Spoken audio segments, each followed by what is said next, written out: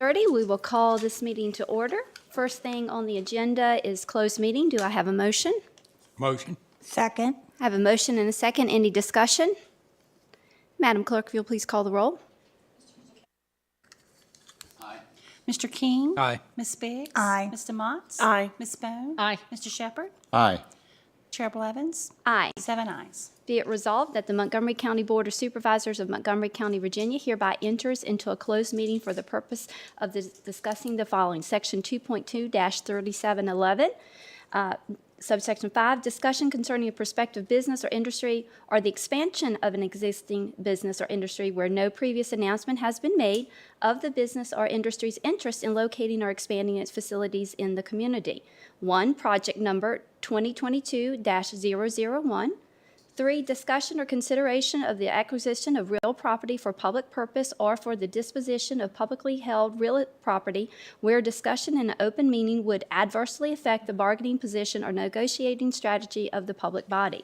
1, county property tax map number 083-C2-A26. And 2, former Aaron's rental store property at 1546 North Franklin Street, Christiansburg, Virginia. And we will be in closed meeting. I'm going to have to let him in over there.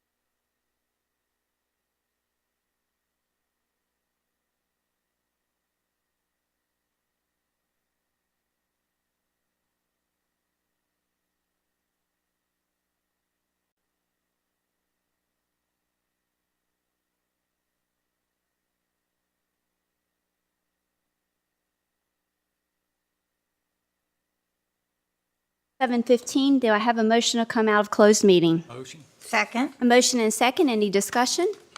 Madam Clerk, will you please call the roll? Mr. King? Aye. Ms. Biggs? Aye. Mr. Motts? Aye. Ms. Bone? Aye. Mr. Shepherd? Aye. Mr. Fidzikowski? Aye. Chair Blevins? Aye. 7 ayes. Next is certification of closed meeting. Do I have a motion? Second. Motion and second. Any discussion? Let me read that first before we take a vote. Whereas the Board of Supervisors of Montgomery County has convened a closed meeting on this date pursuant to the affirmative recorded vote and in accordance with the provisions of the Virginia Freedom of Information Act, and whereas Section 2.2-3711 of the Code of Virginia requires a certification by the Board that such closed meeting was conducted in conformity with Virginia law. Now, therefore, be it resolved that the Board of Supervisors of Montgomery County, Virginia hereby certifies that to the best of each member's knowledge, 1, only public business matters lawfully exempt from open meeting requirements by Virginia law were discussed in the closed meeting to which this certification resolution applies, and 2, only such public business matters as were identified in the motion conveying the closed meeting were heard, discussed, or considered by the Board. I have a motion and a second. Any discussion? Madam Clerk, if you'll please call the roll. Ms. Biggs? Aye. Mr. Motts? Aye. Ms. Bone? Aye. Mr. Shepherd? Aye. Mr. Fidzikowski? Aye. Mr. King? Aye. Chair Blevins? Aye. 7 ayes. Mr. Meadows, would you lead us in invocation and the Pledge of Allegiance? Absolutely. If we could rise for a moment of silence, and then I'll lead everyone in the pledge.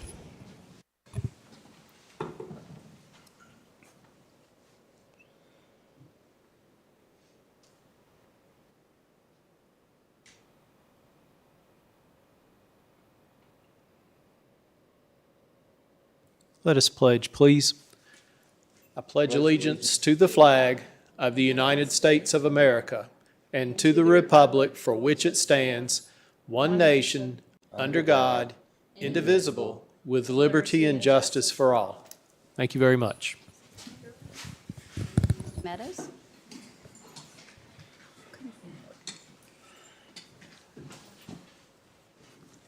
All right, up next, presentation, recognitions, and awards, and I see Mr. Clark with the Department of Transportation, Virginia Department of Transportation.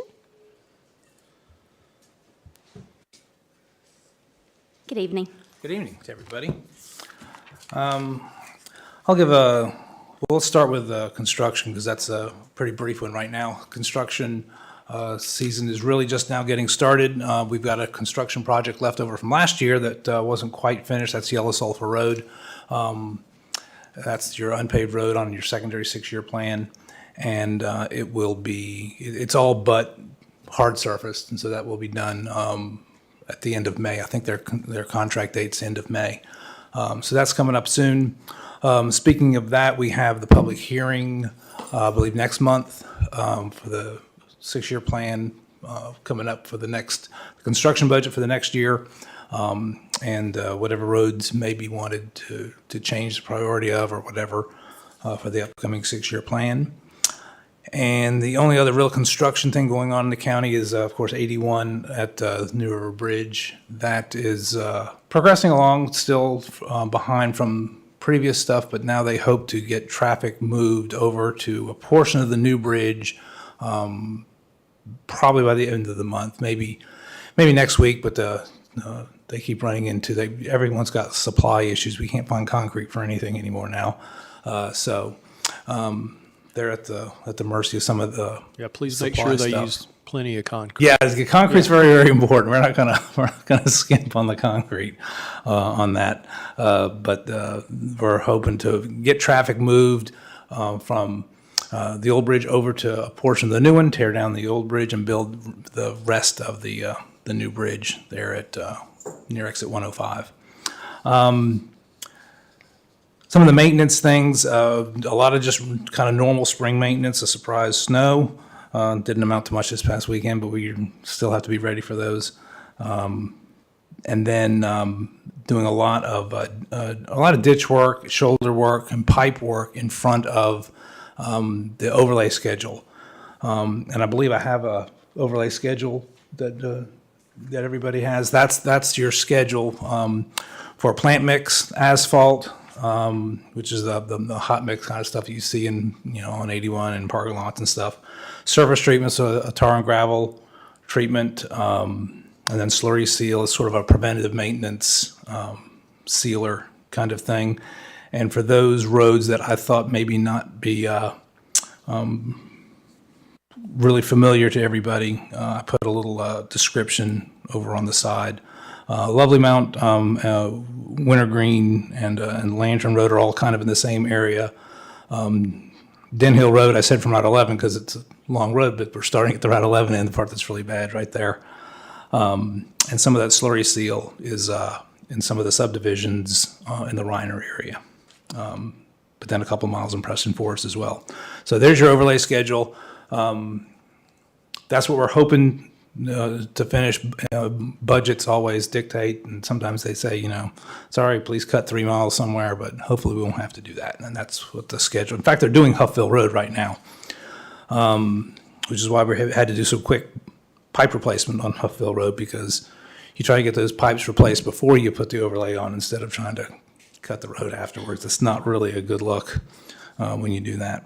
So other than that, just sort of kind of a normal patching. Did some slope repairs. I guess some of the rains hit some of the slopes. And I can't remember if that was last time or not, but we got that part on Taylor Hollow. But I thought we mentioned that last time. We actually put a message board up because there was going to be some trucks going in and out of there, and got some of that part that's beyond the low water structure. That'll be our next part of construction, is getting the low water structure done. We like to wait till there is low water there, and then we'll work on doing the road portion of trying to finally pin down what we're going to do with that curve near the bridge.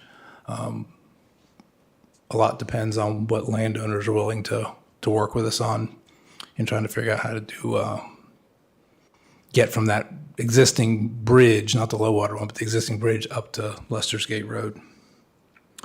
That's all I have as far as updates. You haven't mentioned it in a while, but the 114 speed study is still going on, and we're getting confirmation and opinion from law enforcement on that.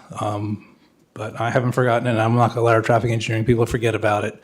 We are still working on that. So Well, thank I you. appreciate your patience with that. Thank you. We'll go around the room and see if any supervisors have any comments or questions. We'll start off with Supervisor King.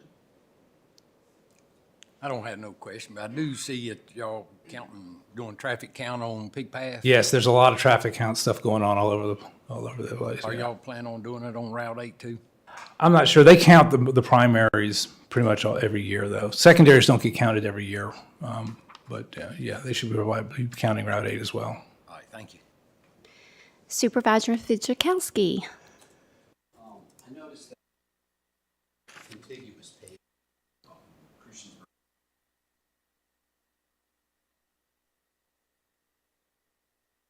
I'm not sure what kind of.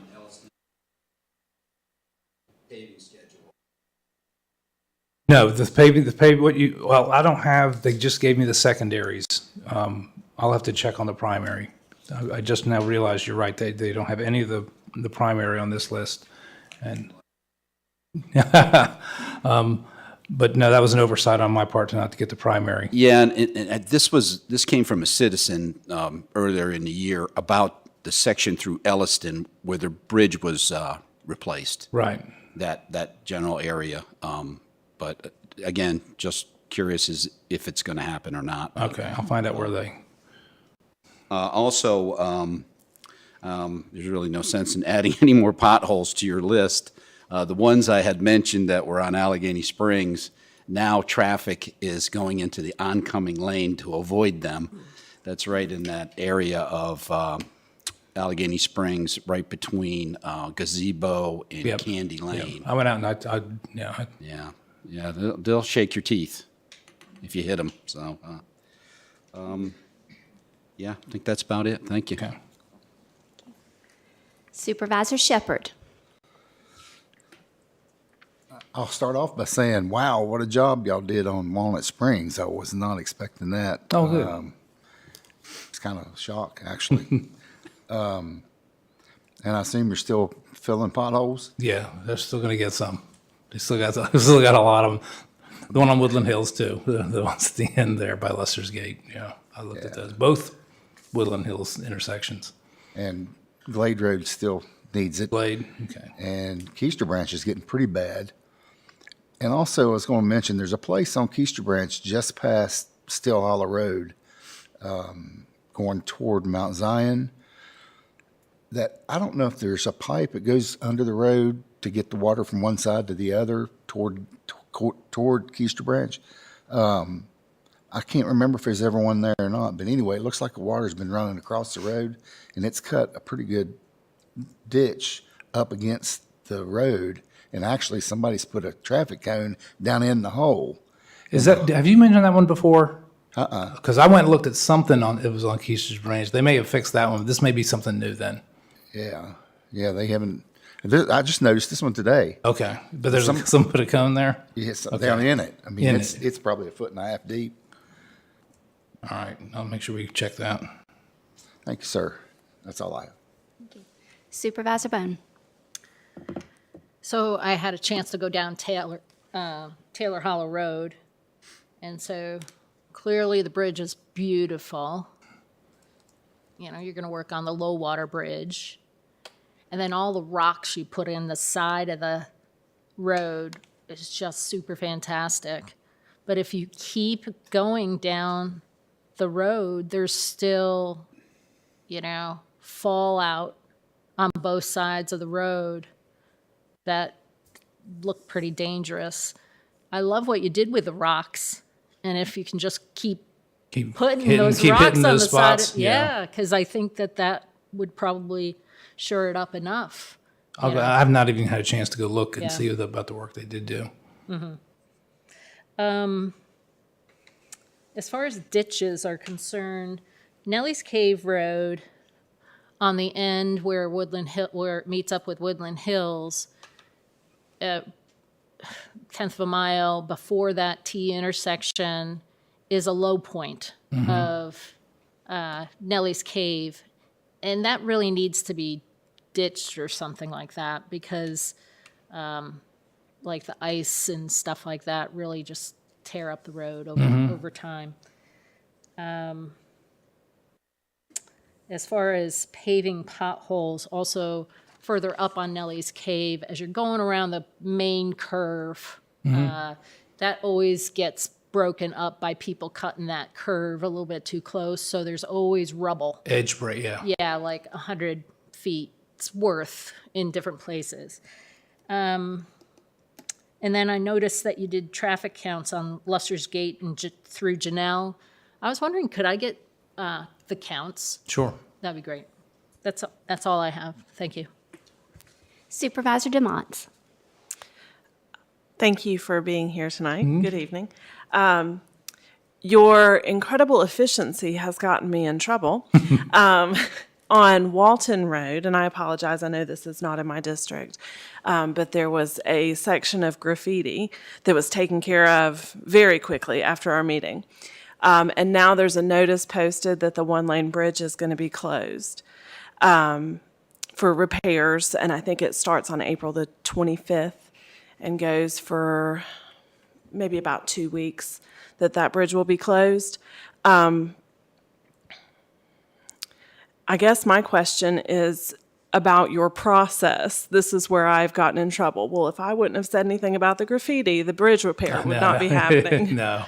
So what is the process for something like that? I mean, do you have people that go out and say, oh, we've got other stuff that we need to look at here? Or was that already in the plan somewhere? That was already in the plan. Our bridge office, our bridge maintenance group is completely separate from our road maintenance group. They report to a group and bridge maintenance management in Salem. They're housed there at the Christiansburg lot. Superintendent's name is Forrest Hinckley. He's been working there for a long time, but they They have a bridge maintenance plan that they begin, they make at the beginning of the year. And so. So it's not this my has been fault that planned- Walton no, Road's this- going to be closed no. in the middle for a couple of No, weeks. unless there's a big storm or something happens and they come and check a bridge after a storm for erosion or something, all the bridge repair, especially a closure or something like that, has been planned probably for about a year already. I assumed it was just a coincidence of timing. Thank Yes, you that's very what it much was. for getting me out of hot water. I appreciate it. Thank you. Mr. Clark, thank you for remembering the speed study, and I look forward to that. Also, I don't have any other follow-ups other than just to thank you and your workers. It is National Work Zone I Awareness meant Week. to mention that. Thank you so much. And we want to just remind all of our citizens and drivers to always pay attention, slow down in the work zone. Yes. That you guys are out there doing the jobs that road work is a necessity, and we want everyone to be safe. And again, just our from the whole board, our appreciation and gratitude that these are not easy jobs. You can't make everybody happy. You work in all the weather in winter, clearing the roads, and then in the hot summertime, making everything clear, the branches and all, and we do greatly appreciate that. I appreciate that so much. And any other follow-ups? Oh, I'm sorry, Yep. Chair, fine. Vice Chair Biggs, I fine. apologize. I was going to call on her if There you you go. didn't. I just have one question, but thank you for this. This is really great to have. I wish my- I hadn't forgotten the primary routes, though. My question goes back to something I asked before on Prices Fork, where you have the roundabout. Maybe moving those signs out, Yeah. because I'm really worried about what's going to happen when we get more traffic going in and out, because people are, they're barreling down that road and then they see, oh, they got to slow down all of a sudden. And the way that thing is, I don't know. I think that could be a possibility for accidents in the future. Yes. So I was just thinking if we could move it out to warn people, maybe. We have had comments about that, and our traffic engineering people are trying to look and see what they can do about either, like you say, move the signage, warn people beforehand, or even change some of the Right. to make it a little bit more conspicuous. And especially, like when things get developed out there, definitely, you're going to have a lot of people coming in and out there. So it's just sort of a worrisome thing. But that's my only thing. Okay. And thank you for being here. Chair Blevins, if Yes, I could just certainly. add, if you would thank Chris Price for me. He did an outstanding job explaining to a citizen out on Craig's Mountain Road that about the speed study that was Yes. done out there. I really was dreading trying to explain that situation, but he did an excellent job, and the citizen seems to be satisfied with what he was told. So kudos to him. I'll Good pass job. that along to Chris. Yep, he's pretty good. Any other follow-ups? Mr. Clark, thank you as always. Thank you all very Thank you. All right. Moving along to a public address, the Board of Supervisors allows citizens to present comments on issues deserving their attention during public address at each meeting. If you wish to speak, please observe the policy below regarding the public address for the presentation. A public address sign-up sheet will be available outside the meeting room. Speakers are requested to provide their name, address, and phone number and list the subject matter on which they will speak. Following the names on the sign-up sheet, other speakers will be allowed. Each speaker has 4 minutes, so when you come up, you'll say your name, and I'll call you up from the list first, and you'll be speaking as an individual or a representative. All comments must be directed to the chair and other supervisors from the speaker's lectern in the front of the room. Please begin by stating your name and address. Speakers may leave any written statements and/or comments to the supervisors with the board clerk. Speakers will be judged out of order should they engage in any personal attacks, use of profanity or abusive language, or debate with the audience and not address the supervisors. We have a list, and I'll call you up. Then once we call you up, if you'll give us your name and address, you'll have 4 minutes. And then I think the yellow light at 30 seconds, or is it 1 minute? 1 minute, and then, of course, when it's red, that means your time is up. The first one we have sign up is Pam Simpkins.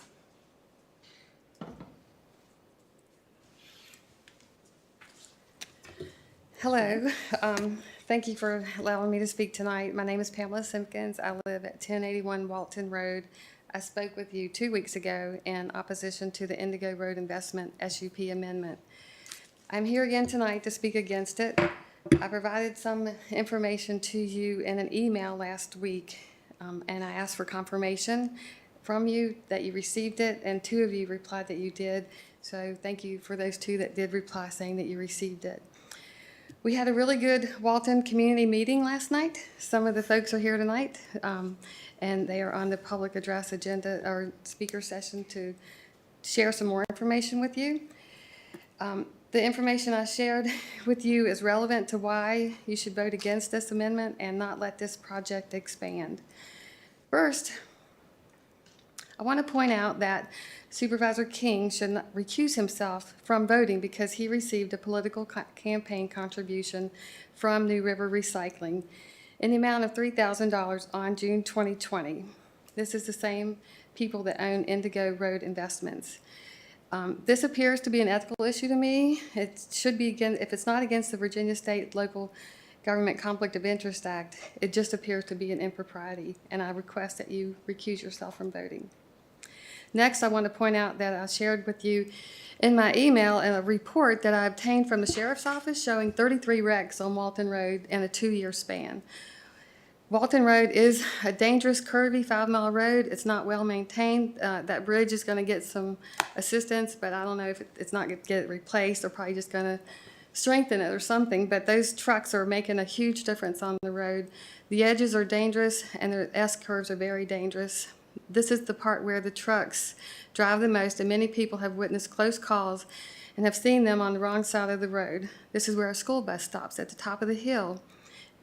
And someone will be sharing with you comments from a property owner at the top of the hill who could not be here today.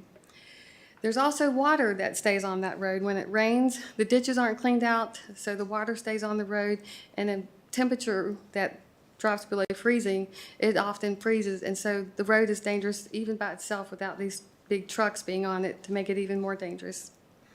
I also want to point out that a property owner shared with me that the property value on his residence went down $40,000 in 1 year's time from having the same appraisal done, same appraiser, same property, and it decreased in $40,000 in value as a direct result of this landfill. So I'm asking you to not support the amendment. This land should be protected. It's in your stewardship resource area. It goes against all the other land designations in the area. And furthermore, you know, the Planning Commission, even though they're an advisory commission, their vote failed to recommend this project to you, but it still made it to you, and you should take into consideration their thought that went into their decision. So please consider all that I've shared with you, as well as the others that are speaking here tonight, and vote against this amendment. Thank you. Thank you, ma'am. Next on the list is a Jordan Stump.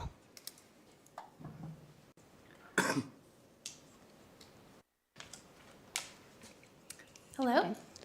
I am Jordan Stump. I live at 201 Wild Partridge Lane in Radford, and I am talking on behalf of Tasha Cox, who I believe sent an email earlier today. And in here, she references some attachments of pictures, so hopefully that can be shared with you as well afterwards. So I'll just read from her. Good afternoon, Mr. King. My name is Tasha Cox. I live at 2080 Walton Road, Christiansburg, Virginia. I am the first house at the top of the hill in the curve.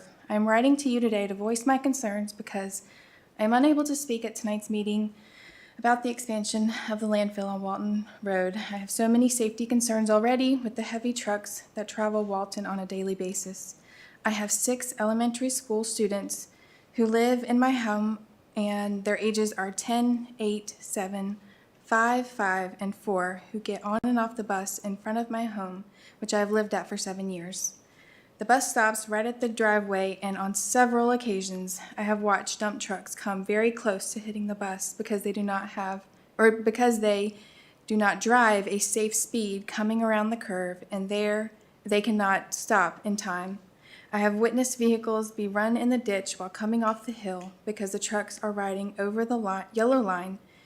There have been cars run up in our driveway due to having to get out of the way from trucks flying around the curve on the wrong side of the road.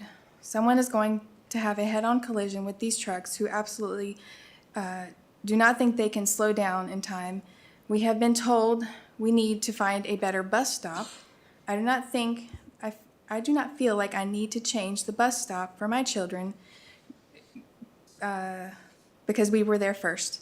I have also attached pictures of the asphalt that is being busted up in our driveway and ruts being made in our yard off the side of the roads. Who is going to be responsible for fixing our driveway when holes start forming from all of this? The asphalt is rolling up already on the road in front of our house.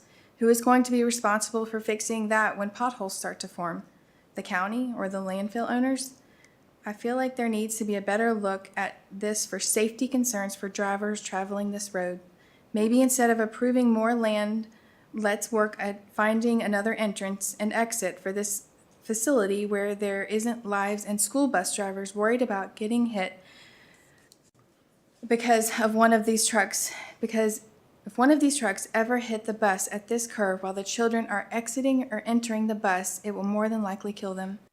I think this expansion is a horrible idea. I think there needs to be a limit of truck travel through this narrow road. I think there needs to be police patrol in the area and definitely a time from where they are allowed to run these trucks for the safety of school children. I think board members need to make a trip to our little community on Walton and see the activity and unsafe conditions as a facility as a whole, but also as the trucks drive on a daily basis is very unsafe. Thank you for your time. Thank you. And Alice Williams.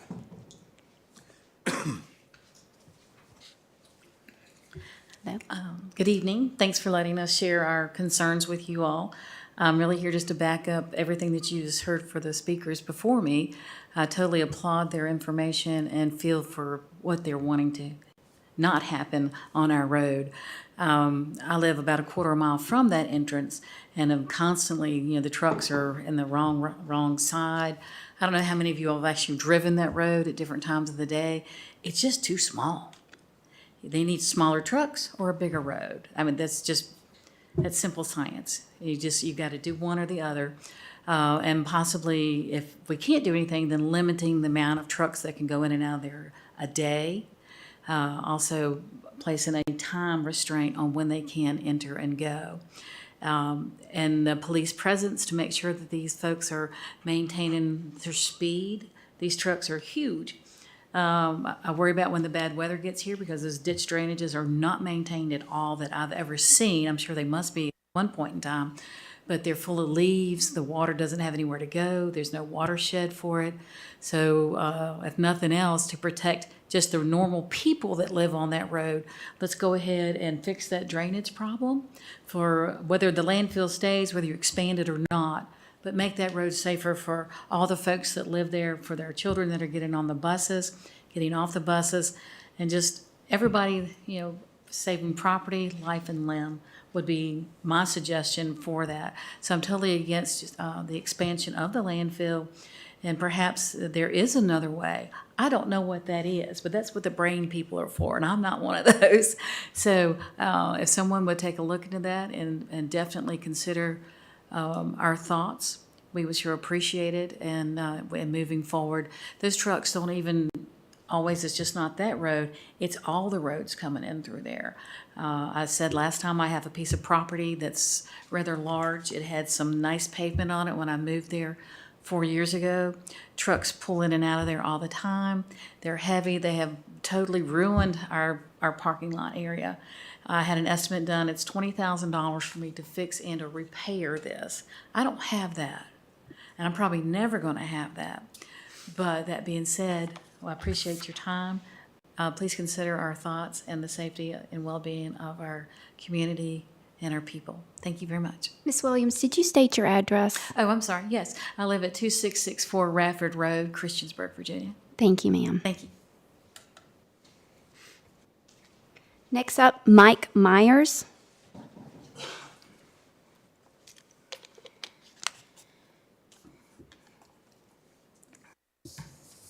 Appreciate y'all letting me speak.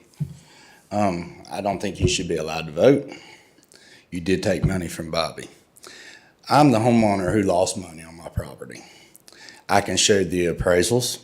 It was done by the bank. I just borrowed money in February. My house appraised prior to me borrowing money, whenever I completed it, appraised for $515,000. The bank sent out an appraisal company. They appraised my property $445,000. I lost property. Secondly, the last meeting which we tried to stop this, he said that between the barrier from mine and my neighbor's property, he was putting up trees to get rid of the noise. Where's the trees? There ain't no trees. I was there the other day. Drive down Walton Road, look up through the little entrance fence. Look at all the stuff piled up. It looks, yeah, there was cars there before. You couldn't see them. You can see all his rubbish. Where's your machinery to be breaking it up? It's not there. I've lost a lot of money because of this man. I don't need to lose anymore. I'm a small business in town. I've worked my butt off to get what I got to have it paid for, and I've lost my equity. My equity's gone. I have a 4,000 square foot house. Figure out what it is. Right now, price value of houses should be going up. Mine went down. And the appraiser who appraised it, he told me in person, sitting there whenever he measured out my house, and he brought my appraisal back to me. He said, you lost money because of that landfill behind you. Nobody's going to want to live in your house. Would you, would y'all like landfills in your backyard? Because his property meets my backyard. 2977 Spalding Road. Look it up on the map. It meets my property line. He's not doing nothing he said he was going to do in the last one, except for running the trucks. And Mr. Parton has sent deputies out to sit in my driveway because I'm friends with him. I've asked for it. Okay. Mr. Tyler, he's one of the deputies that have sat there. He has pulled the trucks over for speeding, coming off a switchback, coming down Spalding.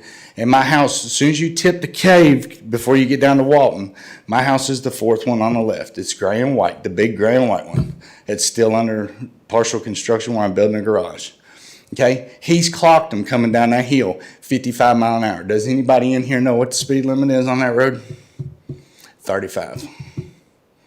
How do you take 16 to 20 ton dump truck loaded coming off that hill at 55 mile an hour? And I can guarantee you this. I got it wrote down. I got dates and times at the house. I didn't bring them. I wasn't prepared to be here tonight because last time it was worthless. Y'all gave him permission, so I wasn't going to come. But 33 times I've backed out of my driveway and almost got hit. And it's not just dump trucks, it's cars too. You know, just personal people coming over that hill flying. But the biggest majority of it has been dump trucks. But I'm paying taxes. I'm paying county taxes. Why am I paying property taxes on $515,000 whenever my property ain't worth but $445 now? It's not right. And I'm coming for your seat, buddy. You're done because you didn't have nobody to run against you. You got somebody next time. Somebody that deserves that seat that's going to fight for these citizens. I hope you enjoyed mine.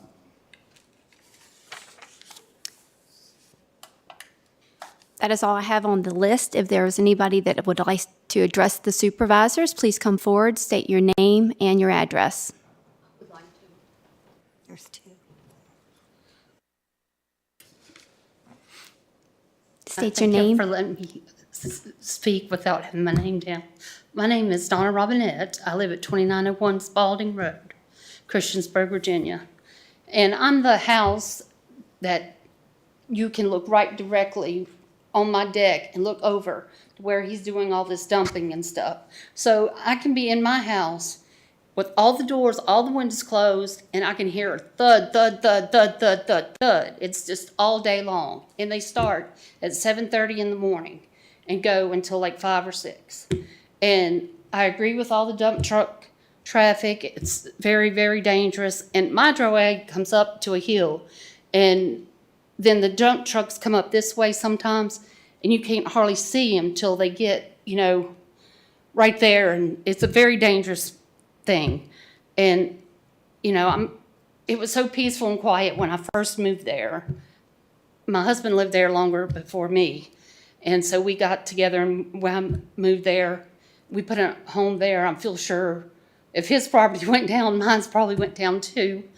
But, you know, I just miss the peace and quiet. We used to have animals in our yard like deer and turkey and all things like that. They're non-existent now. And all I hear all day long is truck, truck, truck, truck, dumping, dumping, dumping. And I'm just tired of that. And my husband's had a stroke, and it's, you know, a lot. And I thank y'all for listening to me and giving me this time. Thank y'all. Thank you. Please come forward and state your name and your address, and you'll have 4 minutes to address the board.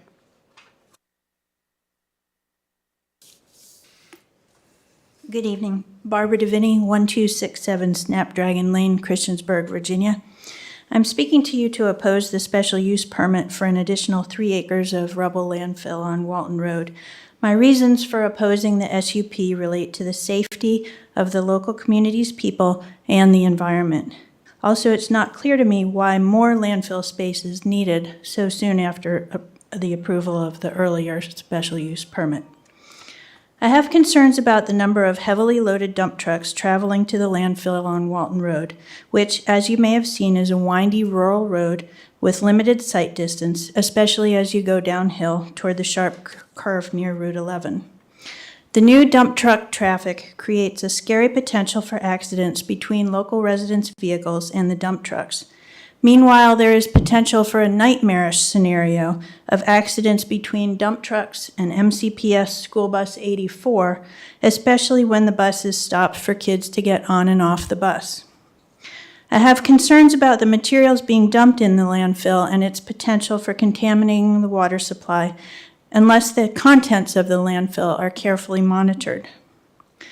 My house is across the road from the landfill. I have concerns about the current level of noise being created by the dump trucks and the potential for increased noise from the use of additional landfill capacity.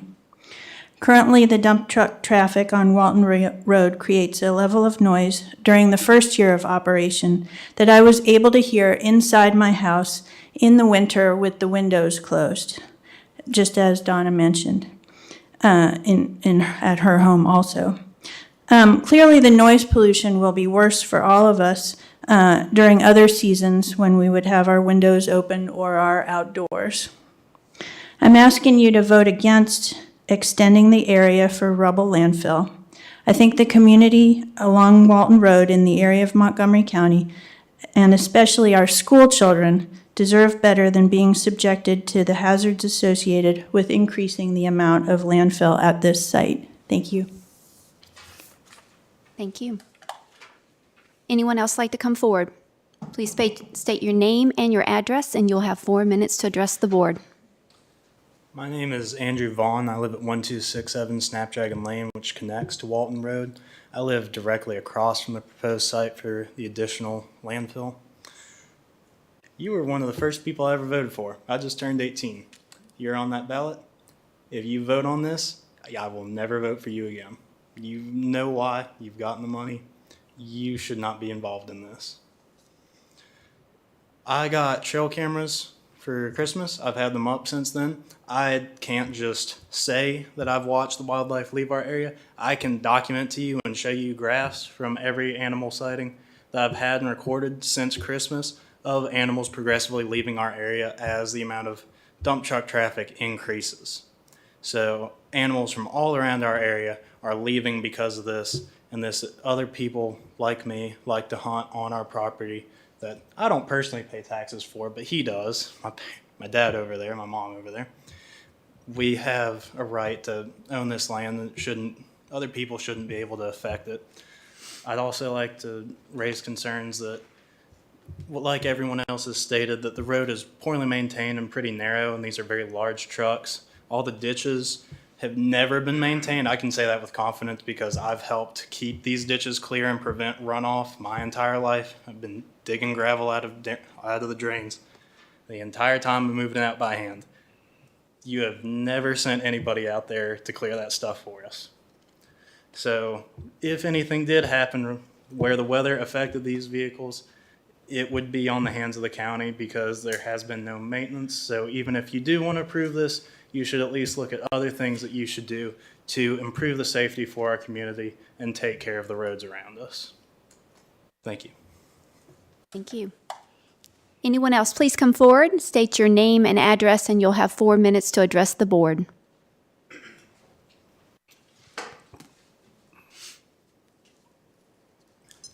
I'm Larry Vaughn. I live at 1267 Snapdragon Lane.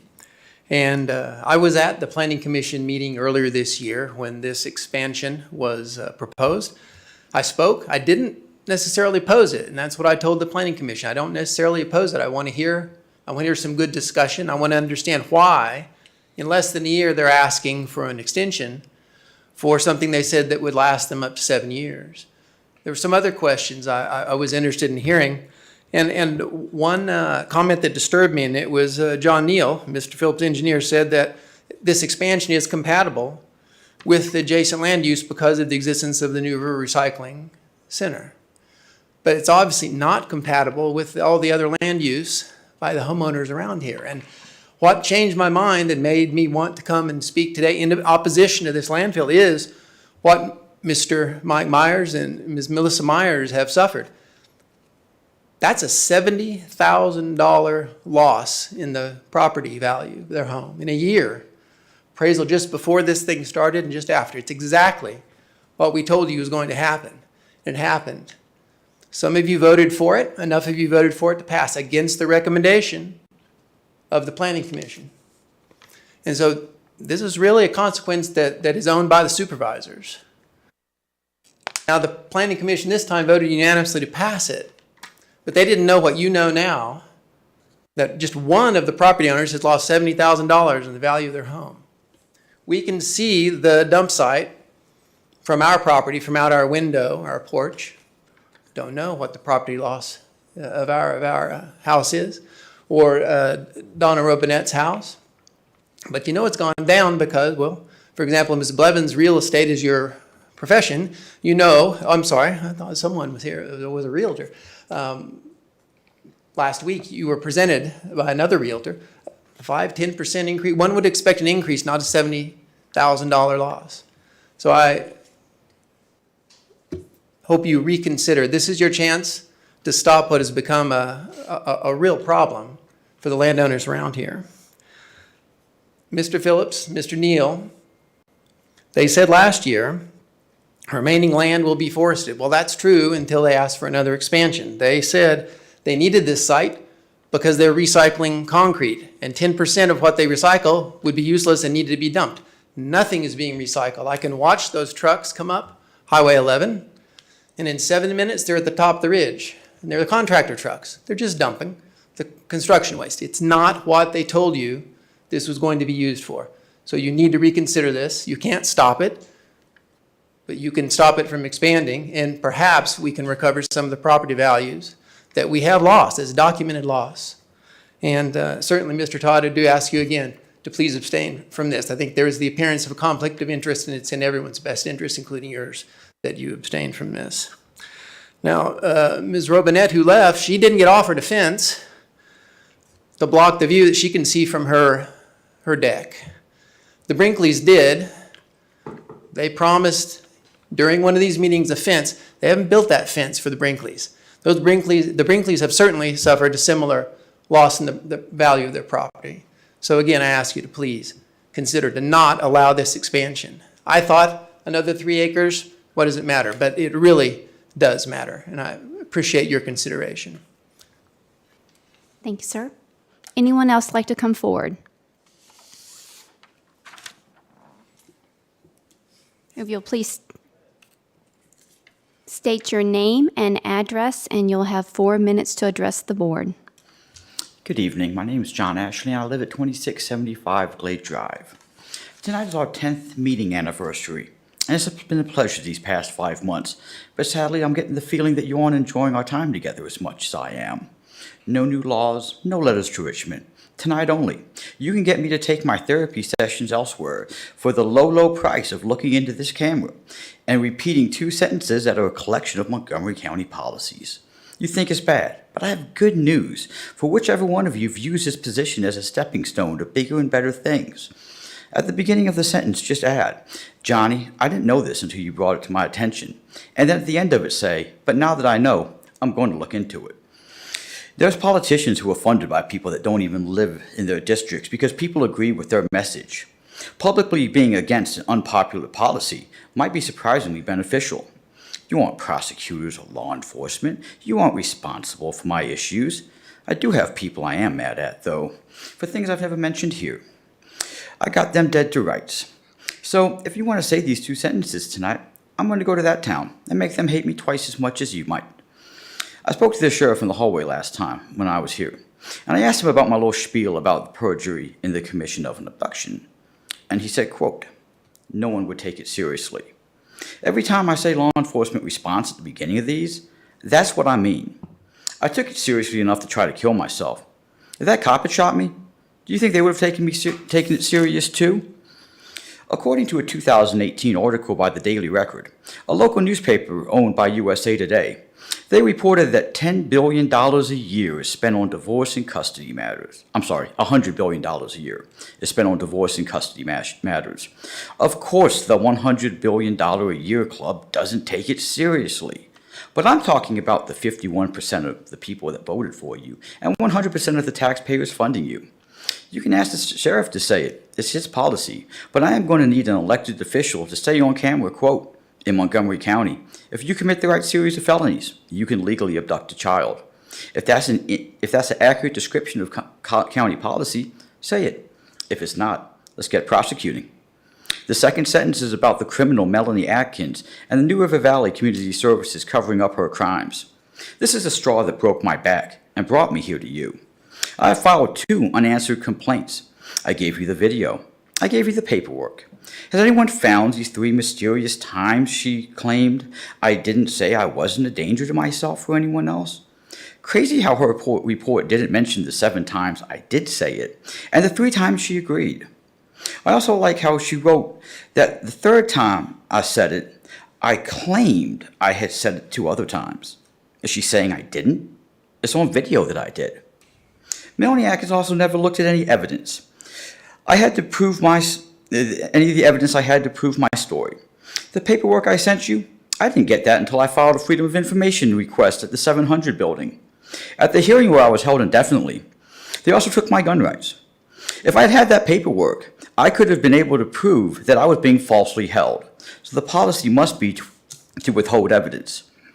The second sentence is, quote, the policy of Montgomery County Mental Health Agency is to falsify medical records, deny another agency's policy, which creates an emergency situation allowing people to be restrained for days, then to withhold evidence from court proceedings to take away gun rights, and then accept insurance and Medicaid. This is what happened, and if no one's saying it's wrong, then it must be the policy. So can someone say that's the policy?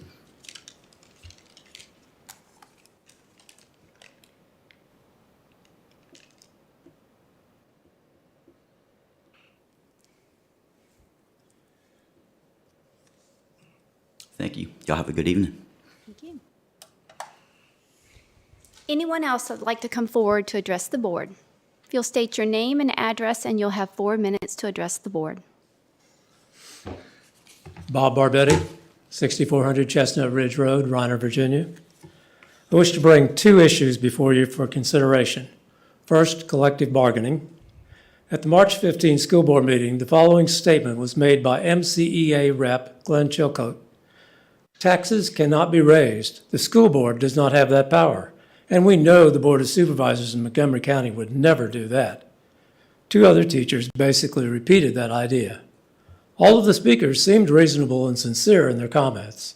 Their other issues also seemed to be worth investigating. However, the half-truth spoken by the MCEA rep and echoed by these teachers avoids the harsh reality that tax-paying county citizens pay for school cost increase.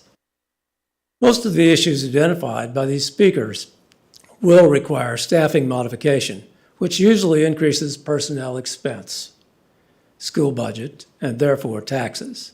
Since Mr. Chilcote, in his other comments, publicly claimed it was a lie that a union would increase taxes, I must proclaim that his half-truth political self-serving talking point is also half-lie. Your fiscally responsible precedent of requiring a detailed budget from the school board prior to budget finalization suggests this next step. If or when the collective bargaining resolution is approved by the school board, you should require a comprehensive cost accounting of collective bargaining be submitted to the Board of Supervisors with the next year budget proposal. This will allow you to honestly address the taxpayers with the real costs of collective bargaining and the truth, while you explain why tax increases are necessary. Second point, life cycle physical system costs. As I watched board meetings where budget concerns for school repair and replacement were discussed, it occurred to me that part of the big picture budget was missing. Every physical structure deteriorates over time. We can slow the progress by regular maintenance and periodic repair or replacement as needed. That is an ongoing capital cost which will be paid over time or suddenly.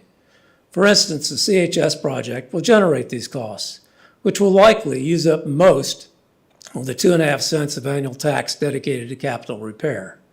Now consider the 3 new schools in the 2010 to 12 area and others which are in need of serious capital work. Sounds like a lot more capital than is being allocated. How much more? I would want to know, what is the projected life of the CHS project? When will major systems, roof, mechanical, electronic, etc., need to be replaced? What is the projected capital needed year by year to maintain the school for its entire life? I presume you have not previously had this type of information. It is a significant part of the life cycle cost of any purchase, including the CHS project. I respectfully offer this perspective not to criticize, but to encourage you to consider how to better budget and what long-term effects this may have on our county budget. Thank you. Thank you. Is there anyone else that would like to come forward and address the board? If you'll state your name and address, and you'll have 4 minutes, sir. Good evening, thank you. My name is Bob Beard. I live at 1200 Flint Drive in Christiansburg. I'd like to start this evening with a quote from Dr. Martin Luther King. The title is called The Purpose of Education. If we are not careful, our colleges will produce a group of closed-minded, unscientific, illogical programmionists consumed with immoral acts. Be careful, brethren. Be careful, teachers. You know, Martin Luther King was probably one of the greatest uniters in recent time, and apparently a great visionary, because we have not been careful. Our school board is just out of control, and what I mean by that is, I challenge you guys. I know we have a school board meeting coming up. You guys need to read this in deep detail, the strategic plan. It's nothing but social equity. There's no education in this. They're not teaching our kids. Our SEL scores dropped 25% in math, in science, and 33% in math. In the last 6 months, I've been attending these school board meetings over and over again. There's nothing about education. There's nothing about excellence. There's nothing about excellence in this. And our county just voted in November for parents' rights. Okay, a majority of this county, we just voted for a black lieutenant governor, female, and this county 10 years ago voted for a black president twice. Okay, and the recent GOP just voted for a black woman to head up the Montgomery County GOP. So racism and equity is not the issue for this county. The issue is education. Let's bring the test scores up. Let's strive for excellence and not equity. Thank you. Thank you. Is there anyone else that'd like to come forward? If you'll state your name, address, and you'll have 4 minutes to speak to the board. Good evening. My name is Joanne Price, and I live at 1405 Merrimack Road in Blacksburg, Virginia. And I'm here to talk about the school board. The school board is entertaining collective bargaining, and I just wanted to show you a chart. One of the things that Glenn Chilcote always claims is that they are not a union. MCA is not a union. But I just want to show you this diagram that actually shows Glenn Chilcote. He's right here. Okay, if you look, NEA, the National Education Association, and VEA actually funds New River Uniserve. They're located in Radford.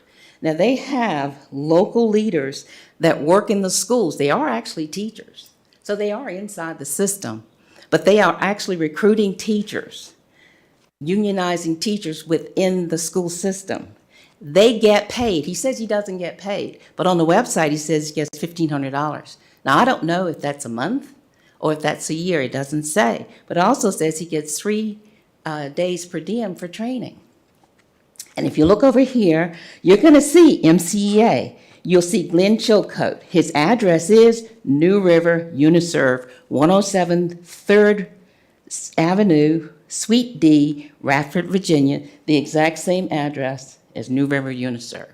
Now, what happens with unions is that unions cooperate with each other with this web through associations, affiliations, and partnerships.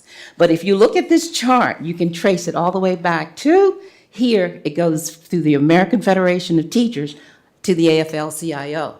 If you trace this line up, it's going to go from MCA to NEA to SEIU. These are huge unions, and we know what they do. Now, I'm not against unions for private industry, because private industry has options. They can close their doors when they can't meet the union demands or don't want to meet the union's demands. They can move or relocate, just like Little Debbie did out of Pennsylvania to Tennessee. They just shut their doors, went out of business, came back in business the next day in Tennessee, non-union. They have options, but school systems don't have options. Now, they say they will never strike, but they call sick-outs. That's a strike. So we don't have options as public servants. So unions are not appropriate for public service. In every area where unions have been allowed in school systems, you can track it. Property taxes are sky high. I give New Jersey as an example. When Chris Christie was governor, took over, he had $11.9 billion deficit, teachers' unions. And he took on the teachers' unions. So what he did, when he did that, the teachers' unions fought back. They took $6 million of teacher dues and ran a 2-month campaign, negative campaign against Chris Christie. That teaches you to mess with teachers' unions. Now, the thing I want to talk about with the Board of Supervisors is oversight responsibility. My question is why are teachers, or why are they susceptible to a union? There must be a grievance. There must be something that the school board is not doing. So if we want to bring in a union, then we certainly don't need a school board, because there are failures on the part of the school board. So I do believe that we need to look at what are the grievances from the teachers, and why aren't the school board members taking care of those grievances before we look at collective bargaining as an option. Thank you. Thank you. Anyone else that'd like to come forward to address the board? If you'll please come forward, state your name, address, and you'll have 4 minutes, sir.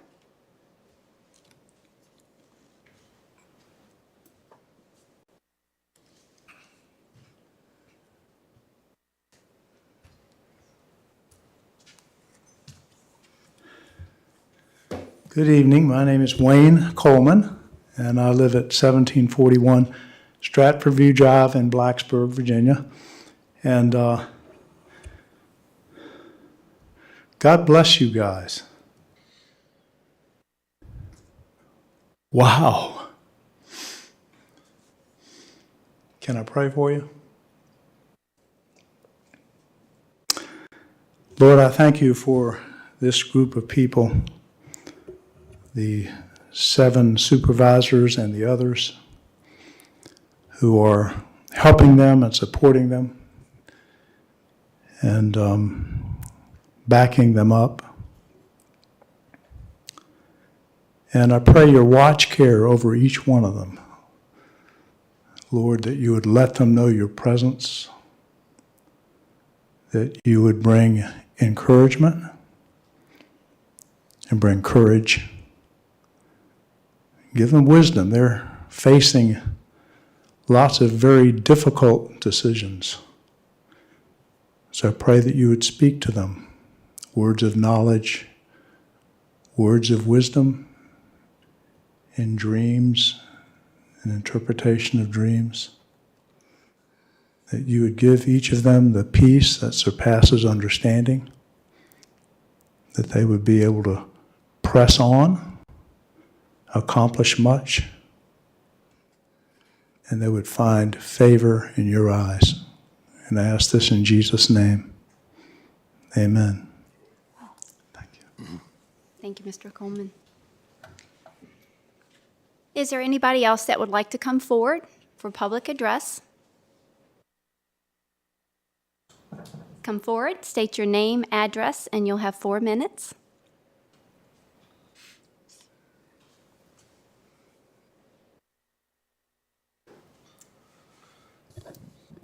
My name is Audra Slaybaugh. I live at 1440 Roanoke Street, Christiansburg.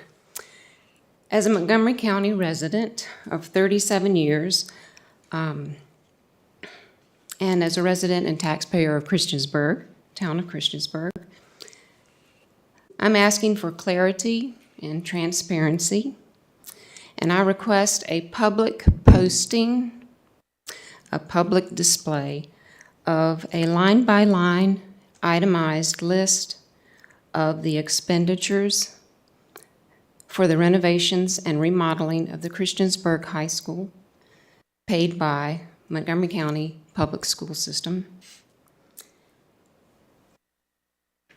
I think it's estimated at $85 million, if I remember correctly.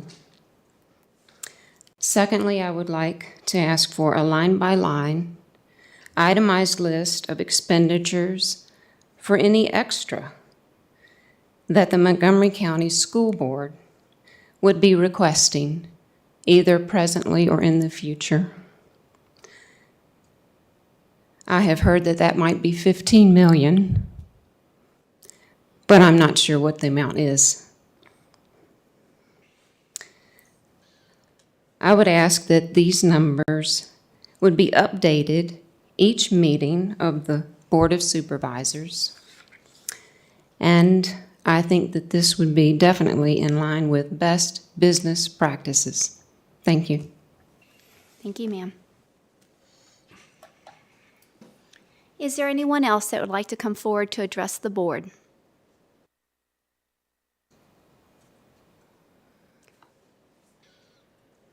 Seeing no one else, I will close the public address. Next, addendum No addendum this evening, Madam Chair. tonight. Moving into work session, do I have a motion? So moved. Second. A motion and a second. Any discussion? Madam Clerk, if you'll please call the roll. Mr. Motts? Aye. Ms. Bone? Aye. Mr. Shepherd? Aye. Mr. Fidzikowski? Aye. Mr. King? Aye. Ms. Biggs? Aye. Chair Blevins? Aye. 7 ayes. Board members, this evening would like to first start off with a brief budget update. And Mark Magruder, our Director of Management and Budget, is going to come forward with an update to share with you this evening. Thank you, Mark.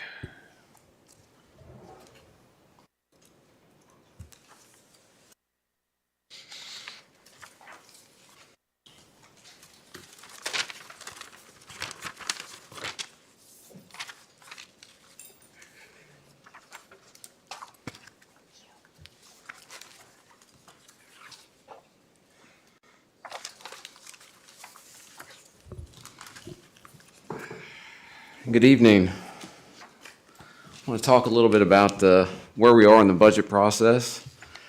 As you know, we had a public hearing last week, and each year after we have the public hearing and prior to adopting the budget, staff comes back to the board and provides an update on many issues, any outstanding questions or issues that the board has raised. We try to go back, look at our revenue streams, and provide an update on our existing revenue projection for the proposed budget. We go back and look at any expenditure adjustments that we need to make, and then provide updates on those. And then if there are any other broader fiscal or economic issues that occur between when we propose the budget and when we actually adopt the final budget, we try to give you some update on what's happening there as well. And we also go back and then try and provide the board with options to consider when we go to finalize the budget.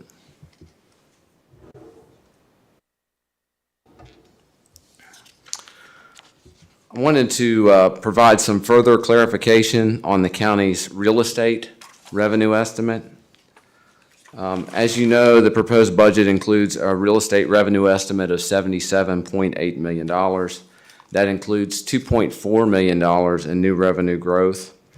And that is based on our actual real estate book value of calendar year 2021, plus estimates for calendar year 22, and then known construction for calendar year 23.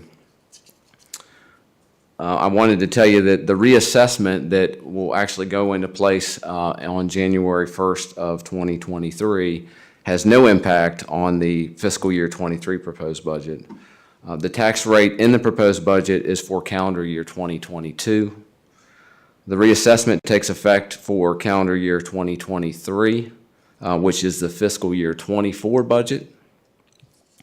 And the tax rate that is set in April of 2023 will be applied to those reassessed values.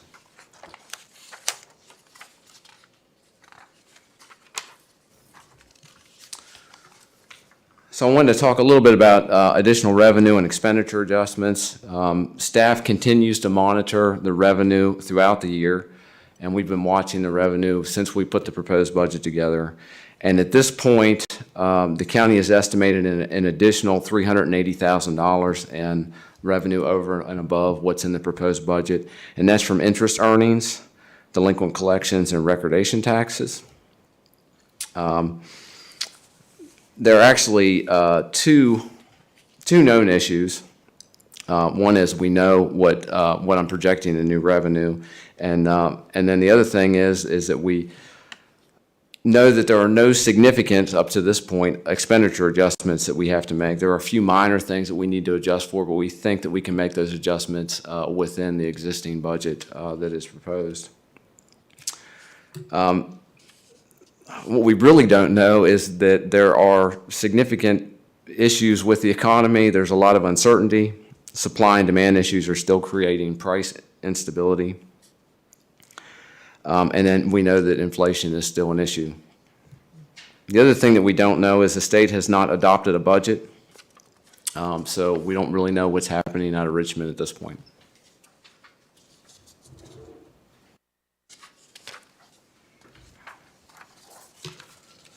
Wanted to give you also an update on personal property tax collections on motor vehicles and their assessments.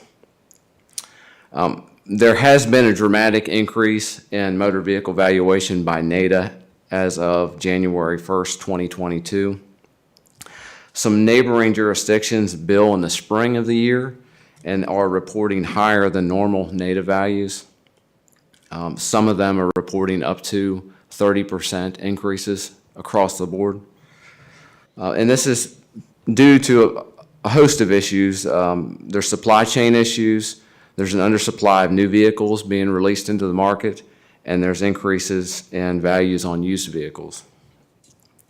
Montgomery County, as a locality that bills in the fall of each year, should not make a decision regarding relief options before the board adopts the budget. And the reason that we are saying that is the county, as a fall biller, actually has time to evaluate the NADA valuation and make some determination of what that fiscal impact will be on the county.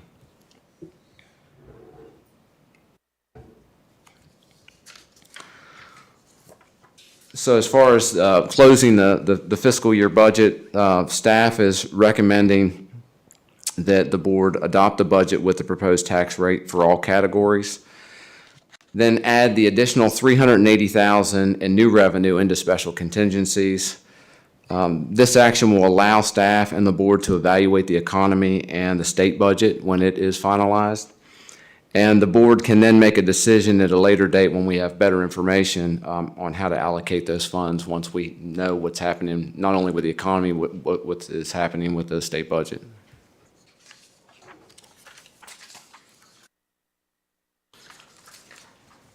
As far as personal property motor vehicle values, Staff recommendation is to evaluate the personal property for motor vehicles in August. In August of each year, the board adopts the Personal Property Tax Relief Act rate. So at that time, the board could retain the current personal property tax rate and then use any excess revenue that is generated for one-time expenses. Particularly, we think that, this increase is not something that's going to be sustained. I think when supply chains correct themselves, you're going to see that valuation drop. There's an option that, this could be one-time money. A second option would be to reduce the tax rate. A third option is to adjust the method of assessment. And then a fourth option would be we could provide some other form of relief to taxpayers, or we may come up with some other ideas between now and then on how we can address that. I guess the point I'm trying to make is that we don't really have to make a decision right now. We can wait, see what information is real, how it affects not only our personal property book, but what the tax implications are going to be. And then as long as we make the decision before the personal property book is delivered to the treasurer, we can do any of these things to provide some level of relief. Staff will provide analysis for each scenario that I've just kind of outlined once the vehicle valuations are actually determined. Given the uncertainty with the economy, staff will also begin providing quarterly updates on county revenue projections until the economy stabilizes. One thing that I've said in the past, we've been fairly fortunate that we've been able to provide revenue projections for a very long time in which we've been very close to the estimates. And the last 2 years, that has not been the case. There's been a lot of uncertainty. I remember a few years ago, Supervisor Fidzikowski asked me where I had my crystal ball. I did. And I think it's broken. No, in all seriousness, there's a lot of stuff that's happening right now that's created a lot of uncertainty. That's why you're seeing inflation at record levels. That's why you're seeing, supply chain issues. That's why people can't buy new cars. This stuff will correct at some point. The issue is when. And I don't know when that's going to happen, but the worst thing that could happen would be that we make a rash decision, but before we have full data, and then have to kind of deal with the implications of that on the back end once we know what the real data is.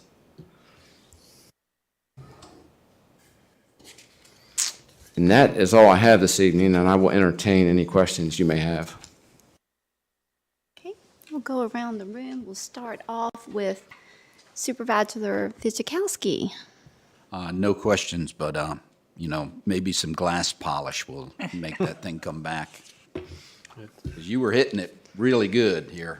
Yeah, I think that there's just a lot more stuff happening right now, and I think it's going to take a little time to correct itself, but it will get back under normal circumstances. The issue is just going to be when, and we've seen some of these things happen in the past. I was here back in 2008 when we had the Great Recession, and I don't want to have to go through that stuff again if we can avoid it. So we'll just, it's good to be kind of prudent and see how things pan out before we, jump down and do something that we may end up regretting. I think I'm hearing some optimism that by August we'll see some numbers change. Yeah, I will. When we set the PPTRA rate in August, I have vehicle value, so I will know what they will be billing against. And so at that point, I can say, hey, this is real, and this is what it's going to look like. And then obviously you can at that point, change the rate if you want to do that, or change the method of assessment, or look at some other mechanism to provide relief if those numbers come in at the high levels that we're seeing other jurisdictions report. Thank you, sir. Yep. Supervisor Shepherd. Along those lines with the vehicles, so I don't recall vehicle values ever coming down. Would that be a possibility in the future? Yeah, actually, when we were going through the Great Recession, there was a year in which we lost, I think it was $70 million on the personal property book because of an oversupply of used vehicles. and that cost the county roughly $750,000 in 1 year.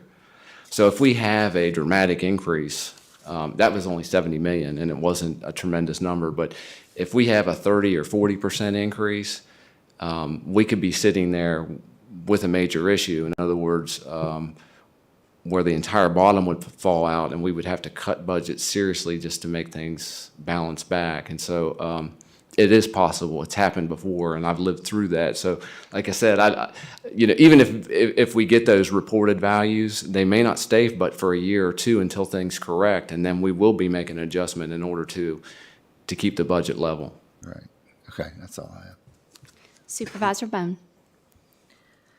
Thank you for the update. I have several questions. I thought I was going to get through this with no questions, but sorry. On slide 5, you say dramatic increase, but you don't know what the dramatic increase is for our county, but you do know about surrounding jurisdictions. Is that true, or do you know that ours is right around 30% also? I don't know. I can tell you that the commissioner has sent values out to be valued early, and some of those values are up, but I don't have a complete data set in order to tell you what that number is. And until, I don't want to give you a number and then come back in August and say I was way off, because I just don't have clear data. But I have heard that other jurisdictions are reporting 30% increases across their entire book value. And that would be dramatic if it were to occur. So it caused me to think, what is the average rate per motor vehicle? Does anybody know what that is? Is it $500 a year? Is it $250 a year? Is it Are you talking the average tax bill? Yeah. Would have no way of knowing that. I don't even know what mine is, but We can get that for you. That would be We can get helpful. that. Have we, so when the the values of the vehicles change, does that just upload to our computers, or do we use a paperback book to check it out, or? No, they're imported directly into our computer system from NADA. And if somebody's car got in a car wreck or has a ding or what, is worth obviously less than what that vehicle in good condition would be, can they come and ask for some value to come off, or no? Yes, there is an option. So all the vehicles are valued by NADA, but if a taxpayer would have a vehicle that they feel is not in line with that, they can go to the commissioner's office and then show proof that that vehicle is not at fair market value for whatever reason and have an adjustment made. And then on slide 7, so you said that, like, how often are these rates, the NADA values, if I'm saying that correctly, what time of year, or is it done quarterly, or when is that done? It's based on January 1st of 2022. So whatever the value that NADA put on the books as of that date is what the value will be used for the billing in the fall. Can we use 2021 numbers instead? No. The issue with using, you have to use whatever fair market value is, and you have to use a book, and so we would be using the latest data to do that. And that's a state law?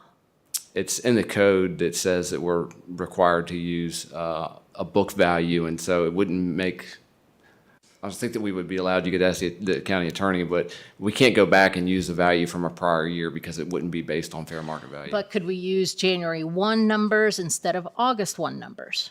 All the numbers are based on January 1. So why are your numbers changed, or why is August more, or when? Well, the spring billers that are reporting, they've already had their values, all their vehicle values valued by NADA, and they've had time to take that information and make sure that it's correct and that there are no issues with the data set that they have. We have sent ours off. Normally, we don't do that until like May, and then the commissioner's office spends May, June, and July cleaning the data and making sure it's correct. And then in August, I have a clean data set that then I can apply the PPTRA value to get you a rate. And so at this point, we haven't had the opportunity to evaluate the data in such a way that I would be comfortable stating that it's correct. If we had several months, which we will between now and August, to clean the data and make sure that there are no errors, then I will know that the data is good. The other thing is when I'm doing revenue projections for the county, we get the book value in August, and then I'm monitoring that based on actual collections through December. And so when I do the revenue projection in January, not only do I have the values that are real, but I also have what people are paying on those values. So there are corrections that are made even after August. But August, since I've been here, once I get the numbers in August, are fairly close to what's happening by December. But December is another check to make sure that those vehicle values that have already been sort of evaluated for a 3-month period get another 3 or 4 months, and then I know that they're really good. So August is going to give me really the first shot at seeing, hey, is this stuff real for us? And then we'll have a better idea at that point, where we really are sitting. So if we're looking for tax relief for our citizens, can we use the least correct numbers because that might be less expensive for them? How correct do we have to have our numbers? Not how correct do you want to have the numbers? How correct do we have to have the numbers? I'll step in on that. We don't have a choice on using accurate valuations. What we may have a choice of are some methodologies that are applied to those values. And that, as Mark mentioned in the presentation, that is something we want to continue to research. I had a conversation with a couple of localities last week that are spring builders, and they're diligently trying to figure out some ways to address this. The concern, as Mark has shared too, is if you adjust the rate itself at some point, then when this market corrects, and it will correct, I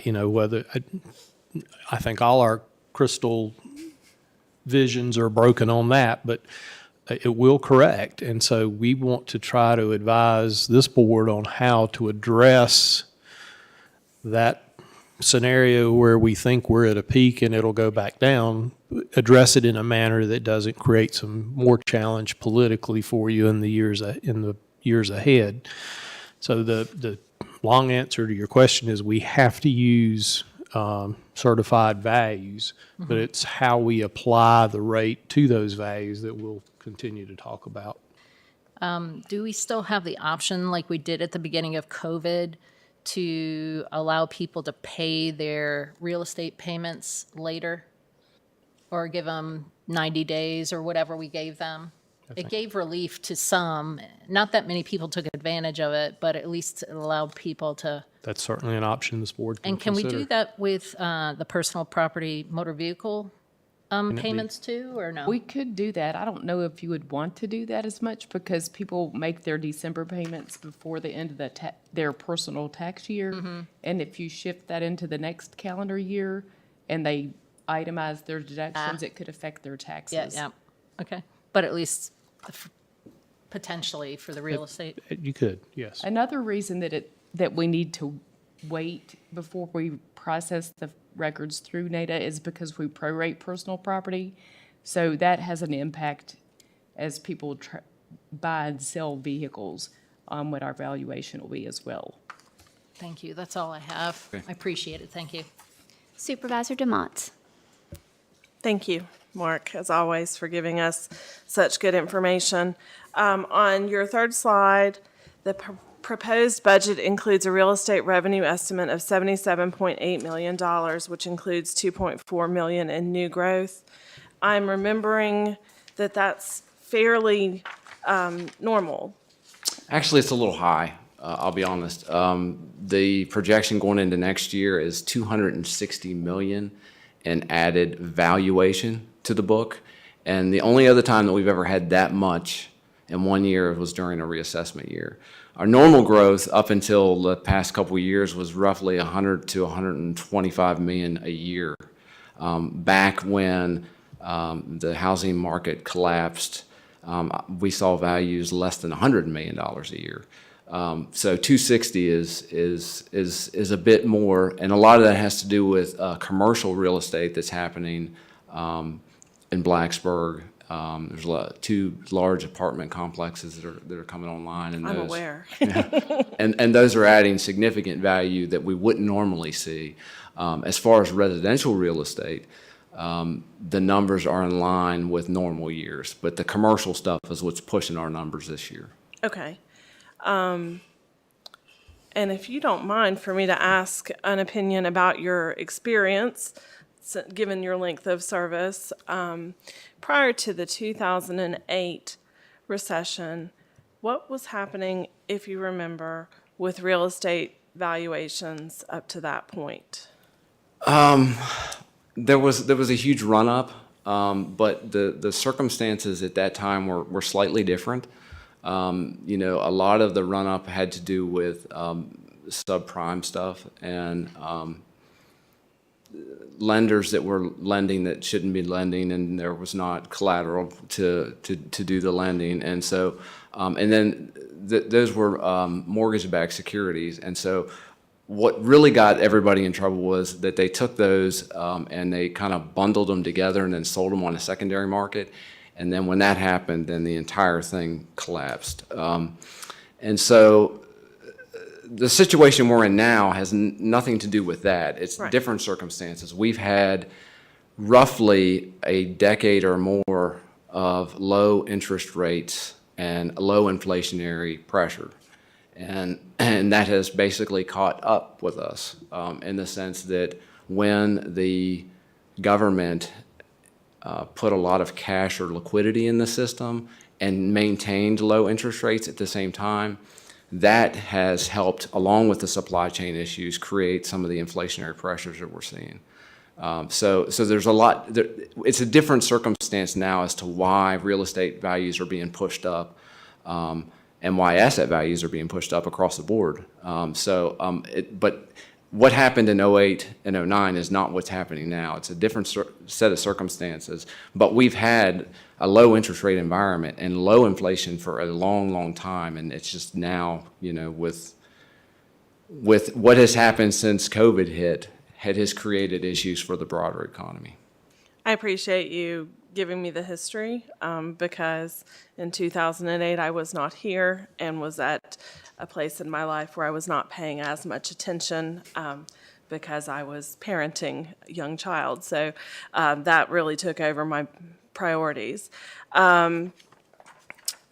Between now and August, how many meetings will there be of the Federal Open Market Committee? I'm not sure. That they have one almost every month. I think there's one May, June, and July, but I'm not. Yeah, I don't remember the number off the top of my head, but at one point they were suggesting 7 rate increases between now and the end of the year. I've seen as much as 9. But I will tell you this, I don't think the Fed is going to have to move aggressively, but they can't move too aggressively. If they move too aggressively, they will push us into a recession. Is the chair related to Alan Greenspan? What's that? That's what Greenspan did. He just went really aggressively with the interest rates, and it seems like we're kind of looking at that again. Well, I can just tell you from my knowledge of it that the only way that you're going to curb inflationary pressures is to slow things down. And the only way that you can slow things down is to increase interest rates to slow the economy. I agree.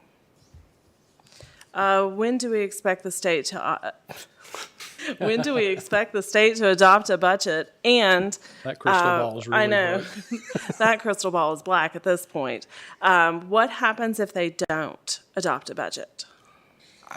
I don't know from a legal standpoint what happens. I think they're required to by a certain point because, and then like the county, they have to adopt it by a certain point so the schools can set their budget. So I don't know from a legal standpoint if the state doesn't adopt a budget, but I think that in the absence of that, I think the county would still be, the county should still adopt a budget, and then we could adjust that again when we have real numbers. Would it shut government down if they don't? I don't really even know what the procedure is. I'm not giving an opinion, but what I read that there was an attorney general opinion where I guess this came up before that that the state government would have to shut down. Okay. And then I have, no, I apologize, Craig, you answered my last question, so that's all I have. Thank you so much. Supervisor King. Some colleagues asked the questions that I'd like to, but I do want to say one thing, that, you know, I'm glad that you're keeping an eye on this, and this board needs to keep an eye on it, because after the reassessments come in, I think we're going to have to make a move to give relief to our citizens. When we do the reassessment, we are required by law to show a revenue neutral. There's a calculation formula, and we do this, you know, every 4 years. So we will adjust the rate and show you what revenue neutral would be, which would be basically equalizing the tax to the prior year.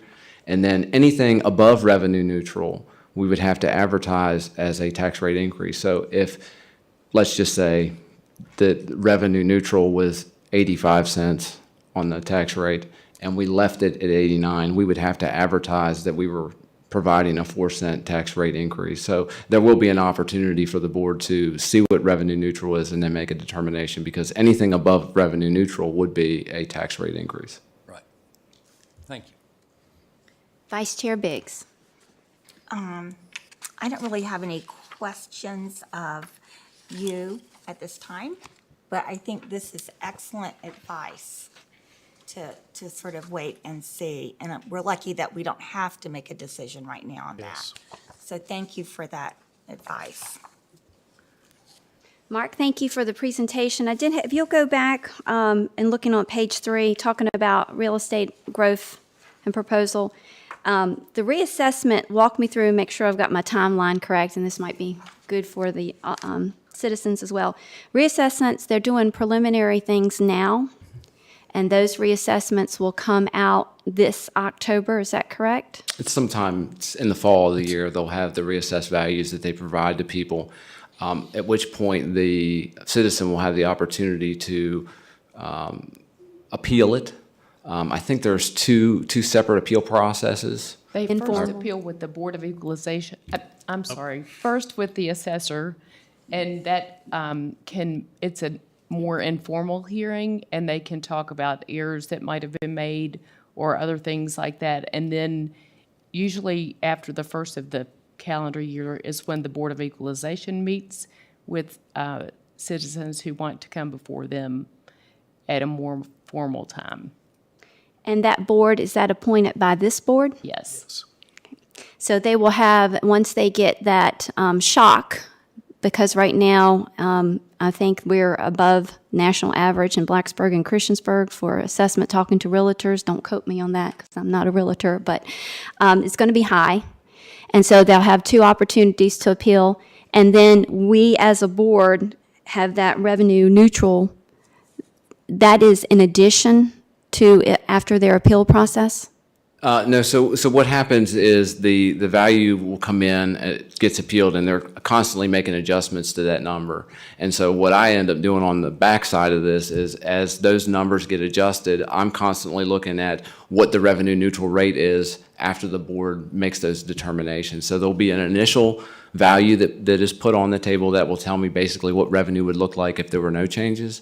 Then as we go through the appeal process and we start changing the book value based on those appeals and the decisions that the Board of Equalization makes, those numbers will come off.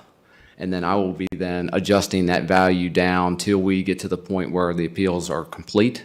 And then I will present you with the final revenue neutral value at that point, if that makes sense. And that should be that will be next February, April? Right, so. March? Yeah, so generally speaking, if there's not a dramatic change between what happens with the Board of Equalization and the values that come in, it doesn't really have an impact on the rate itself, but it could. But I'm watching it as we go, so Yeah, you will get a number, we'll put the proposed budget together. Generally, the Board of Equalization is not completely complete with their information when the proposed budget is put on the table. That process continues, and then unless there's a dramatic change at that point, at least it hasn't happened since I've been here. Numbers have been close enough that the number that I gave you for revenue neutral hasn't been enough to change it one way or the other. But if it were to happen, I would present that to you when we were in this process, this part of the budget year, after the budget was proposed, if that makes sense. So you will have all the numbers and have all knowledge of what values are and what revenue neutral will be when we finalize the budget next year. And then that will be due June. Their payments would be due June. Okay, so it's June of next year. That's right. And then we will have an opportunity to decide, and if the rates, if they were higher, then it would be an advertised tax rate, because the neutral would be 85 cents versus our advertised 89 cents. Well, I just made that up. Made that up. But whatever that revenue neutral amount is, whether it's, it takes it back to 80 cents or 75 cents, whatever that number is will be your revenue neutral rate, and anything above that number will have to be advertised as a tax rate increase. Well, Mark, you shouldn't have said lower. You should have gone up a little bit, so everybody's getting excited that would. I don't know. I'm just trying to. That's another broken crystal ball right Right. now.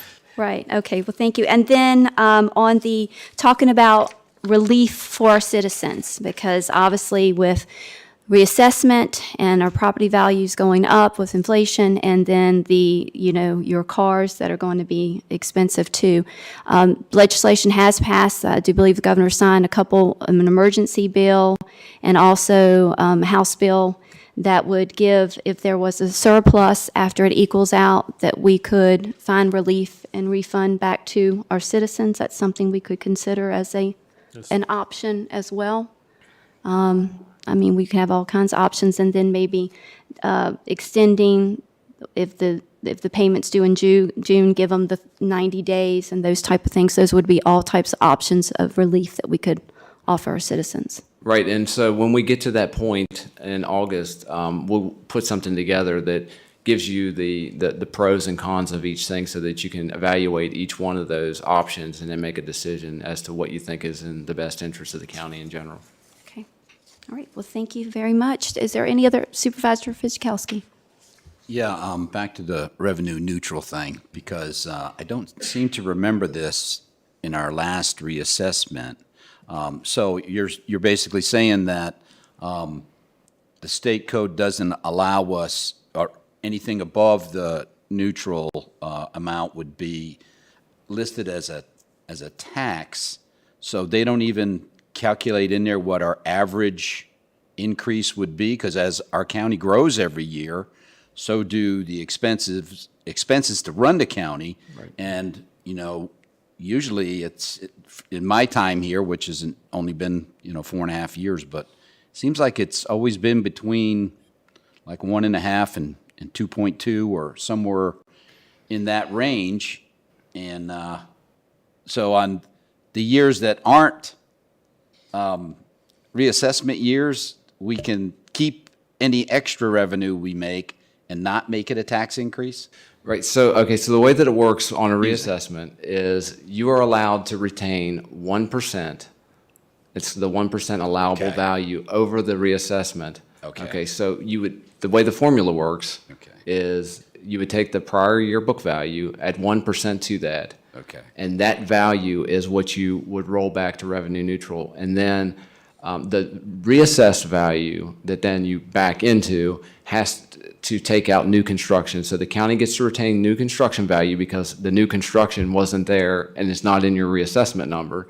Okay. So you get to retain the new. So your revenue neutral has some caveats in it, but it basically states you cannot assess anybody more than 1% allowable value. And that 1% allowable value is really designed to pay for the reassessment process. That's correct. Thank you. That fills in that block that was empty, because I apparently missed it. So thank you, though. Any other follow-up? Mark, one thing, talking about in 2008, when we had the big recession, I have a lot of realtors concerned about foreclosure rates when those reassessment values go up. And for folks on fixed incomes $50 to $70 more a month, or escrow could be devastating to them. Was there a huge,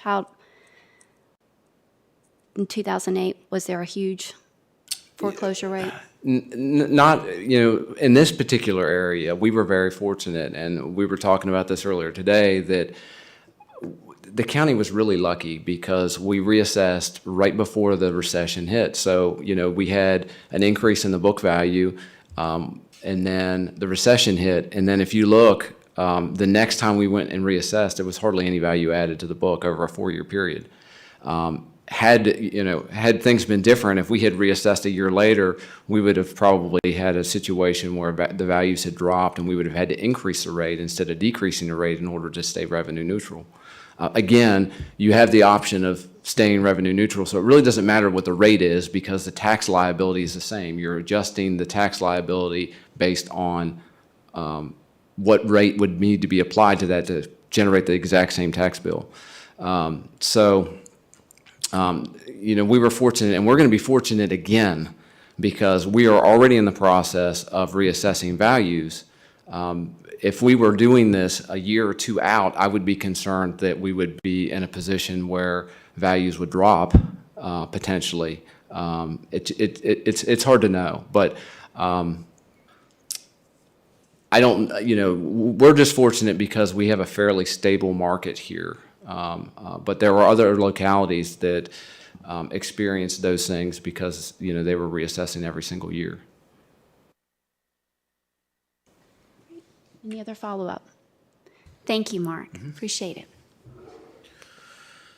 Madam Chair, at this point, if there are any other questions we can field this evening, I know there were a couple of questions that arose today that I think Angie got information back out to board members. There were a couple of other follow-up items that we're still working on. That's right. But I'm not aware of any other major items that are outstanding at this time. That's correct. There are a few things I need to get back with you tomorrow, but that we'll be able to do that. All right, we can go around the room to see if anyone has any questions. Supervisor Bone? Vice Chair Biggs? I just, will bring up the same question I've been bringing up every time, and that's I'm wondering if things are still being looked at over on the school side about potential raises for school employees. Angie and I had an opportunity to meet with the interim superintendent and the assistant superintendent Friday afternoon, and I know they're still taking a hard look at their budget. Their big challenge, just as ours as well, is we don't know what the state's doing. And so it's really hard to make some calls. That's the reason tonight as we worked on this presentation and realized we had a couple of $100,000 of new revenue. I strongly recommend you just hang that in special contingencies till we see what the state's going to do. Otherwise, I think we'll just be having to come back and make a lot of amendments. Okay, thank you. Anyone else? Do I have a motion to come out of work session? Second. Motion and a second. Any discussion? Madam Clerk, if you'll please call the roll. Ms. Bone? Aye. Mr. Shepherd? Aye. Mr. Fidzikowski? Aye. Mr. King? Aye. Ms. Biggs? Aye. Ms. Demots? Aye. Chair Blevins? Aye. 7 ayes. Right now, we're going to take about a 10-minute break, and we will resume in 10 minutes.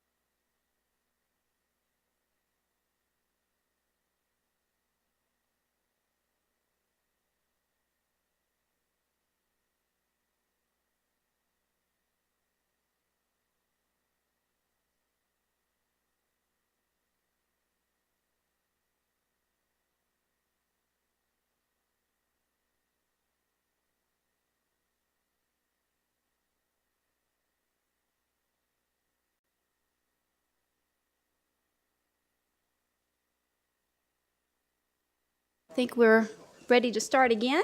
Such is life.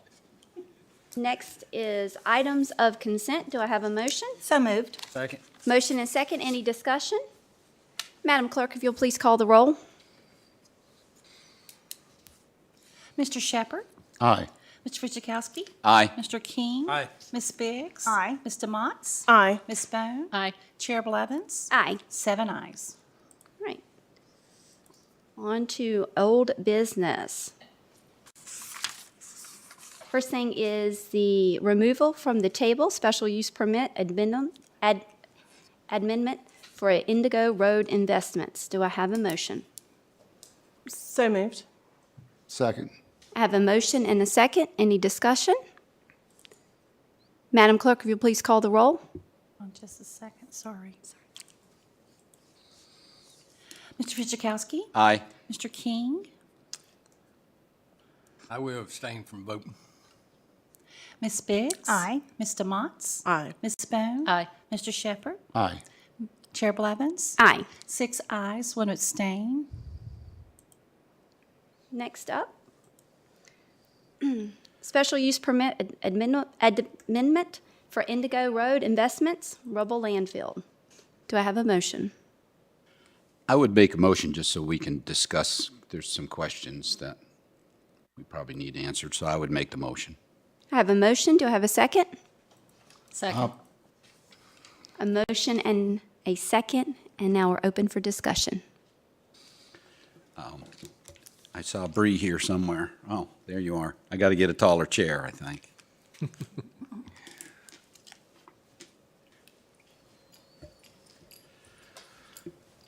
Good evening. Good evening. Several citizens tonight had mentioned some items that weren't done that were apparently agreed to. Are you aware of any of those items, and do we inspect to see if those items are done? We do. We also obtain bonds to ensure that they're done upon site plan approval. And the trees have been planted according to ordinance requirements. They are 6 foot, they're spaced the proper amount apart, and they're located on the same location that was approved as part of the site plan. Okay. So those evergreens have been installed. The only remaining surety that we are holding is they do still have some paving and things to do to the road as they move further into the property to ensure that it's a dustless surface. So we will hold that surety until that is complete. But everything else has been completed. The fencing that they were speaking about, that must have been a private agreement because it was not included in the special use permit approval. Okay, thank you. You're welcome. Does anybody else have any questions? Supervisor DeMonts? I have a question for Bree while you're up here. Yes. For the original SUP I know we voted on it in May of 2021, the Planning Commission recommended to deny the request. Did they recommend to approve it for the second? For the second request that you are acting on now, they did, it was a unanimous vote to approve. I hate to ask you to speculate, but were there reasons given as to the change? Was it change in commissioners or? I think part of it was that I think the existing SUP was more controversial because it was located closer to the residences. This was located further into the property, so it would not have as much impact on the residences as the previous request would have. That would be my speculation. Thank you. I appreciate that. You're welcome. That's all. Thank you. Does anybody else have any questions? Vice Chair Biggs?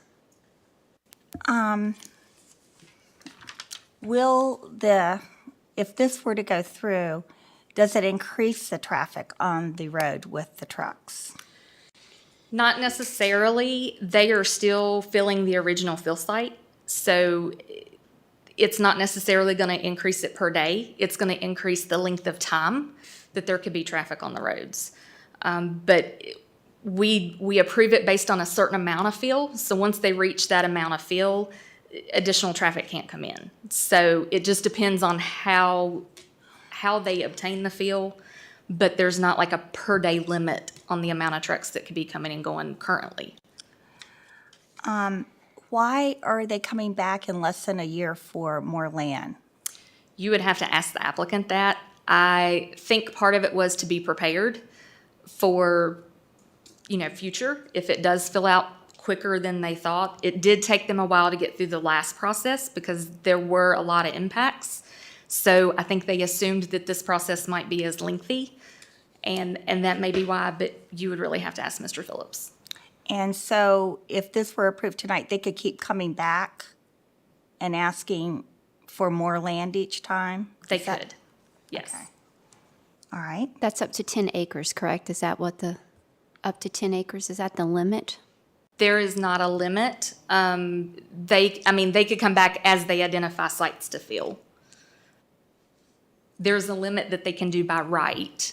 And then once they do that amount of fill, then they have to get the special use permit to do more. But I do not believe there is a limit for the total site. Supervisor Bone. Do you recall, I'm pretty sure there's another reason why they're coming back at this point in time, so I'd be curious if the owner could answer that question after, and I'm not sure if you're going to be able to answer this question. The average number of trucks per day, do you know? I do not know what that is currently. I know the amount of fill they have requested with the amendment is a total of 54,000 truckloads. And that's an increase of probably about 10,000 truckloads. Over what amount of time? They have requested a 7 to 10 year period. I can't do the quick math, can you? How many? I cannot. I had it figured out the last time, but I did not bring it with me this time. And prior to the first SUP being approved, do we know how many truckloads were on that road to begin with? We do not. We did have a daily count for Walton Road, but we didn't have anything distinguishing how many were trucks versus cars. Did we have a daily count sometime recently to compare the two? Not that I'm aware of, no. Okay. That's all I have, thank you. On the first one, did anybody, when they, for the first hearing, did they, at the Planning Commission, did they speak about the accidents? Or did we know what the accident rate was before? No, we did not. VDOT did evaluate the request, both the original request and this amendment. And they were the ones that determined that Walton Road could handle the traffic that was proposed. Okay. Anyone else? Supervisor Shepherd? Do you know how close they are to having the first fill full? When I was out there last time, it probably wasn't even a quarter, but Mr. Phillips could probably answer that a little better, especially since it's been a month or two. Okay. They are being inspected bi-weekly. So our inspectors from Environmental Services, they do go out there bi-weekly and inspect the project, and then they also have DEQ inspections. And the second site wouldn't be in operation until the first one was closed? I do not know that. That's not a condition of the SUP at this time. Okay. So they could start using the second site as soon as the SUP was approved. Okay. And the site plan was approved. Okay, thank you. Anyone else? Okay, thank you, Bree. Thank you. Any further discussion? Is Mr. Phillips going to address some of those questions that are floating in the air?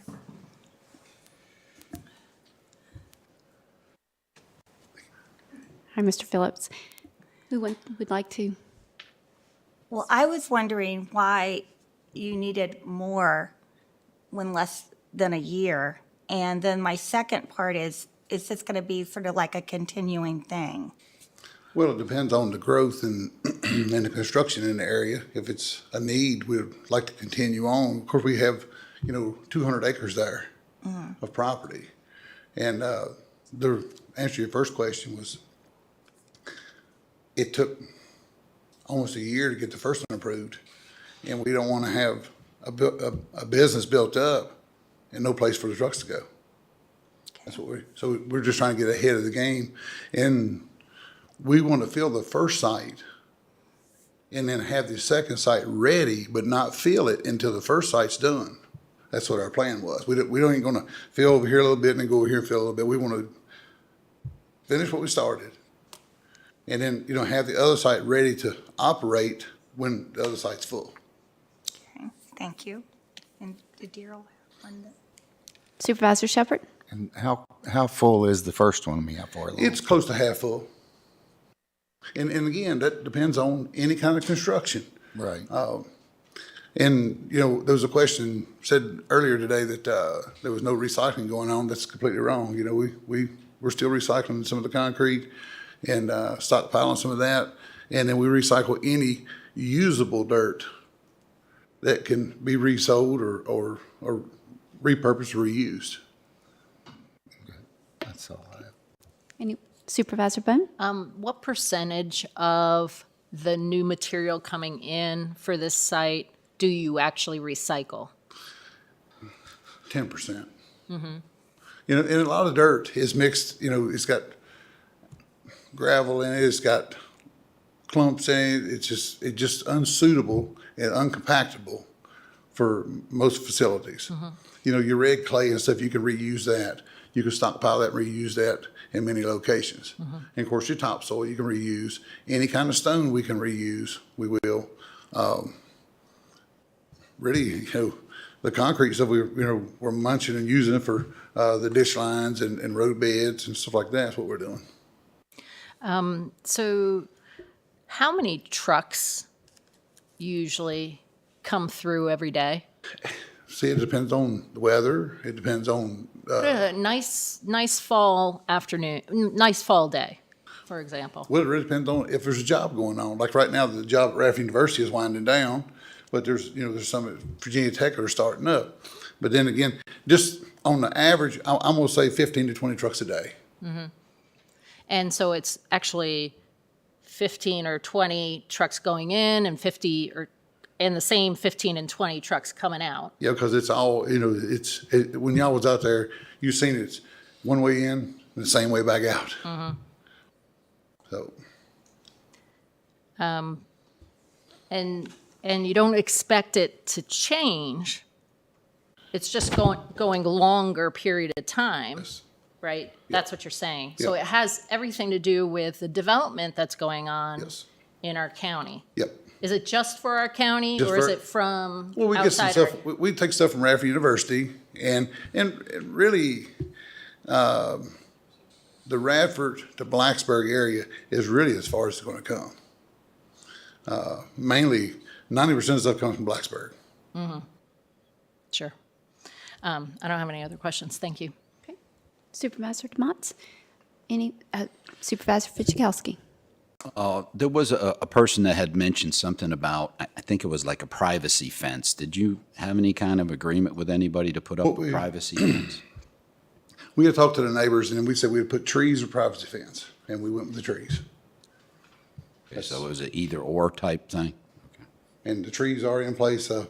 We got those from Greg Miller out at Willow Springs. Do most of the trucks, I don't even know if you could answer this question, but do most of the trucks from Blacksburg come across Route 114? No, they all come Route 11. It's a SR Gulf trucks out of Shawsville. They all come Route 11. Thank you. There's really no trucks that I know of, and just unless somebody's lost, it comes, because it's way too hard of a pull for them to come up from Vicar and come across. It's extremely too hard to pull when they can come 460 and to Route 11. Thank you. Anyone else?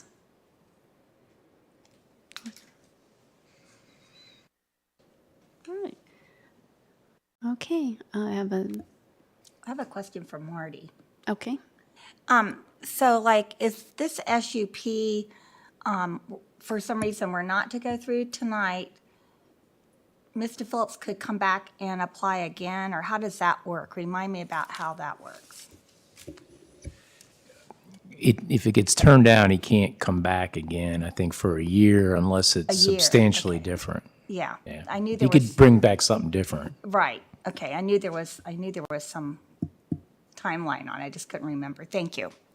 Well, just for the record, the first site we have approved is by right. It's M1 industrial, so it's by right. So, you know, we still can continue there. It's just that, you know, we're just trying to, you know, add to it before we get filled up, and then where's trucks going to go? We're going to have nowhere for them to go. I mean, you know, this is a need for the county. Any further discussion? Thank you, Mr. Phillips. Thank you. All right, Madam Clerk, if you'll please call the roll. Ms. Biggs?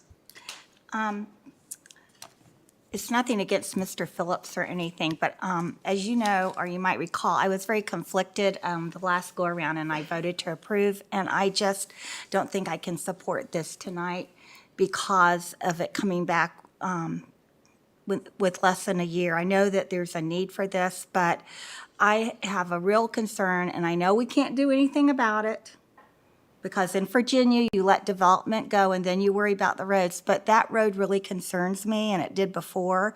It always has concerned me, actually, before any of this happened.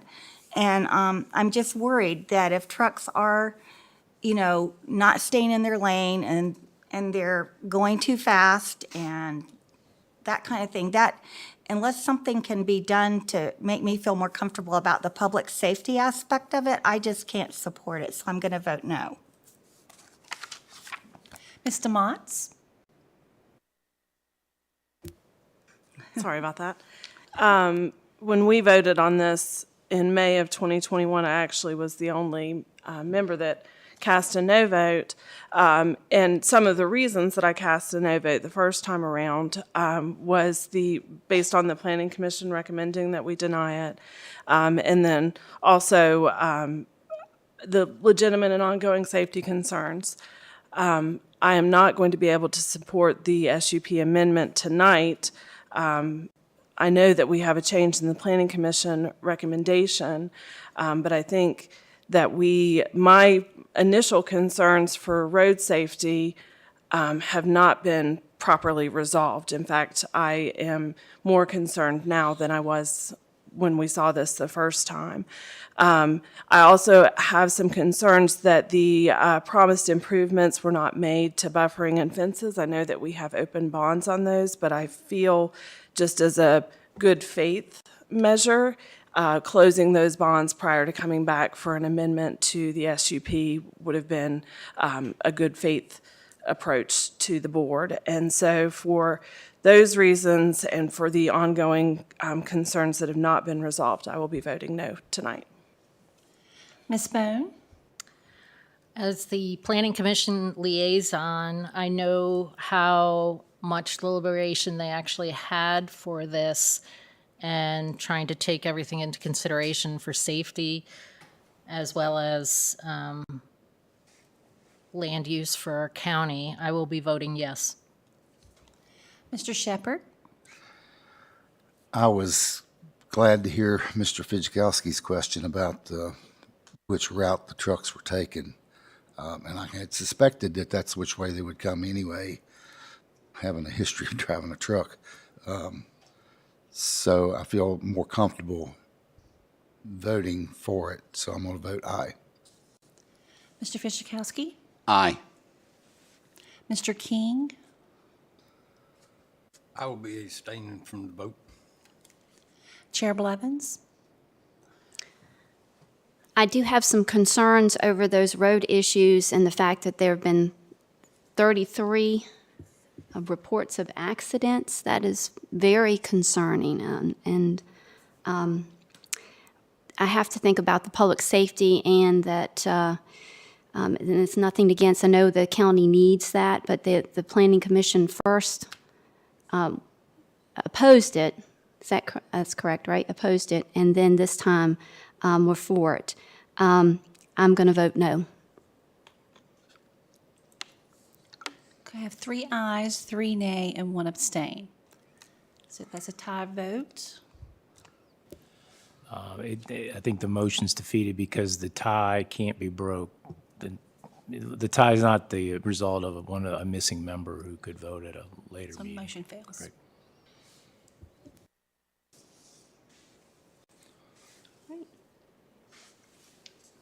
On to new business.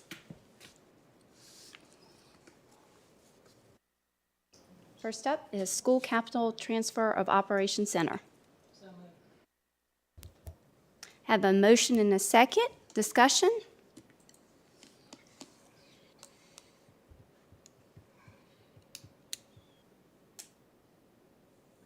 I have some, if no one else, I have a discussion. Maybe Mr. Krantz can come forward.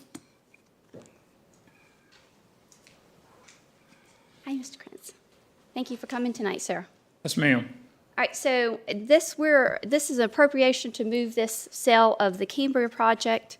Is that correct? Yes, ma'am. To the Operations Center renovations? Correct. Mr. Cranston, you tell us on March the 21st meeting that that would be towards the capital and not towards the Operation Center? No, we said to future capital. We wanted to see where all our capital needs were. These proceeds will allow that work on the existing vehicle lot, that when you come in off the depot on the middle school road, that can be taken apart and all done at one time from a MOB and a DMOB standpoint.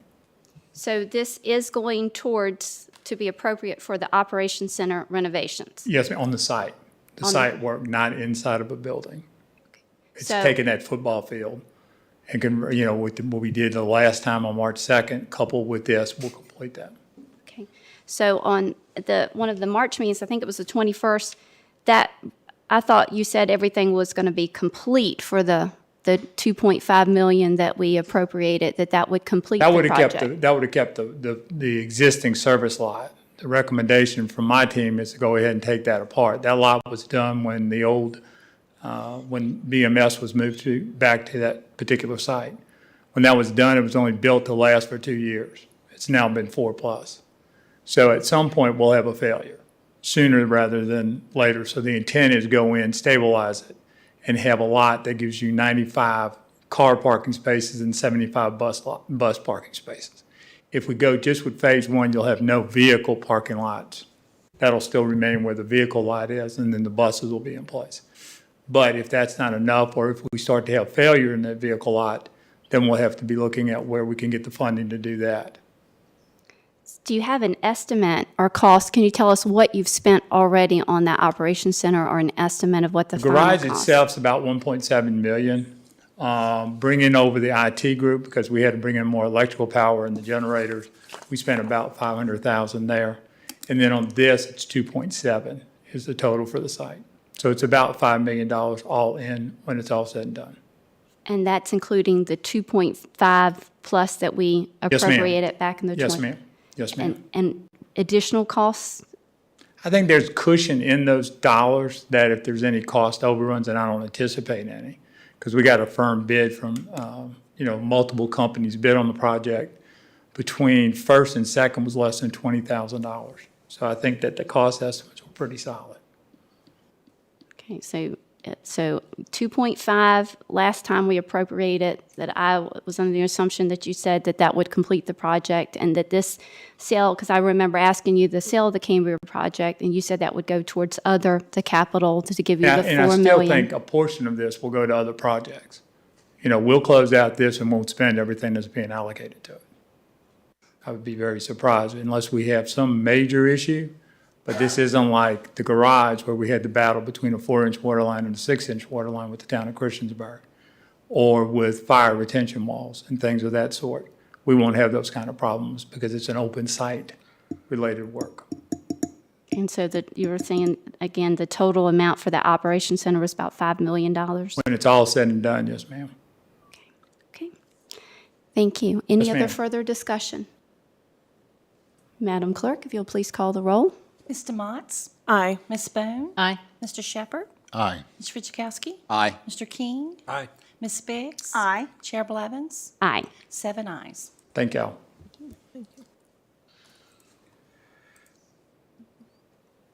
Next up, we have a resolution for a National Child Abuse Prevention Month. So moved. Second. Move and a second. Any discussion? I'd like at this time to, the Department of Social Services has these shirts, and I just wanted to highlight these shirts for Child Abuse Month and for those. That's really good for our Department of Social Services. Oh, I like that, yeah. I have a motion and second. Any discussion? Madam Clerk, if you'll please call the roll. Ms. Bone? Aye. Mr. Shepherd? Aye. Ms. Fidzikowski? Aye. Mr. King? Aye. Ms. Biggs? Aye. Mr. Motts? Aye. Chair Blevins? Aye. 7 ayes. National County Government Month, April 2022. So moved. Second.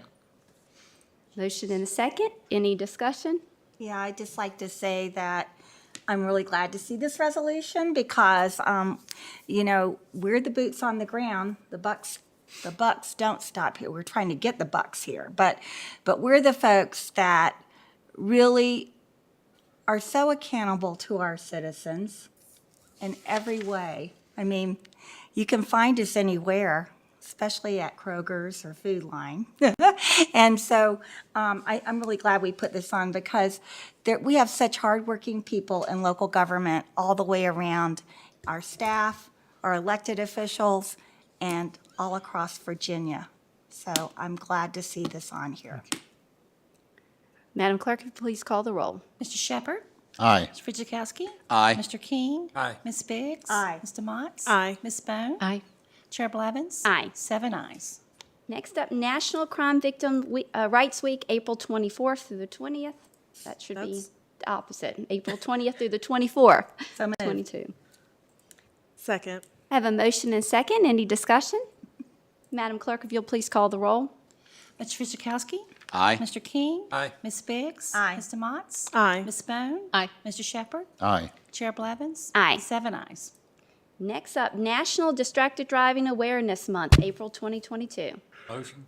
Second. Motion and a second. Any discussion? I Madam, go ahead. just wish that we could do something about all the distracted drivers. That's all I'm going to say. Absolutely, and I agree. And with working with Yovaso, and obviously that I am an advocate for traffic safety, it's important that we do aware of this and everybody drives safely. Madam Clerk, if you'll please call the roll. Mr. King? Aye. Ms. Biggs? Aye. Mr. Motts? Aye. Ms. Bone? Aye. Mr. Shepherd? Aye. Mr. Fidzikowski? Aye. Chair Blevins? Aye. 7 ayes. National Library Week, April 3rd through the 9th. So moved. Second. Any discussion? We love our libraries. Yes, we do. Madam Clerk, if you'll please call the roll. Mr. Motts? Aye. Ms. Bone? Aye. Mr. Shepherd? Aye. Mr. Fidzikowski? Aye. Mr. King? Aye. Ms. Biggs? Aye. Chair Blevins? Aye. 7 ayes. And then a National Therapy Animal Day, April 30th. Motion? Second. Any discussion? Motion and a second? Just like to say one thing, people really don't, some people, I shouldn't say a lot, but some people don't realize how much therapy animals give to people, especially the seasoned people like me, like animals. And I do appreciate each one of y'all supporting this. Madam Clerk, if you'll please call the roll. Mr. Motts? Aye. Ms. Bone? Aye. Mr. Shepherd? Aye. Mr. Fidzikowski? Aye. Mr. King? Aye. Ms. Biggs? Aye. Chair Blevins? Aye. 7 ayes. Reports, County Attorney, No report, Mr. Chair. County Administrator, Mr. Meadows. Thank you, Madam Chair. First off, just wanted to mention to everyone that tomorrow morning, working with VPSA and our financial advisors, we'll be selling bonds for Christiansburg High School project. That sale will be in the morning, and as soon as we have results, we'll be sharing information with everyone, but that is moving forward tomorrow.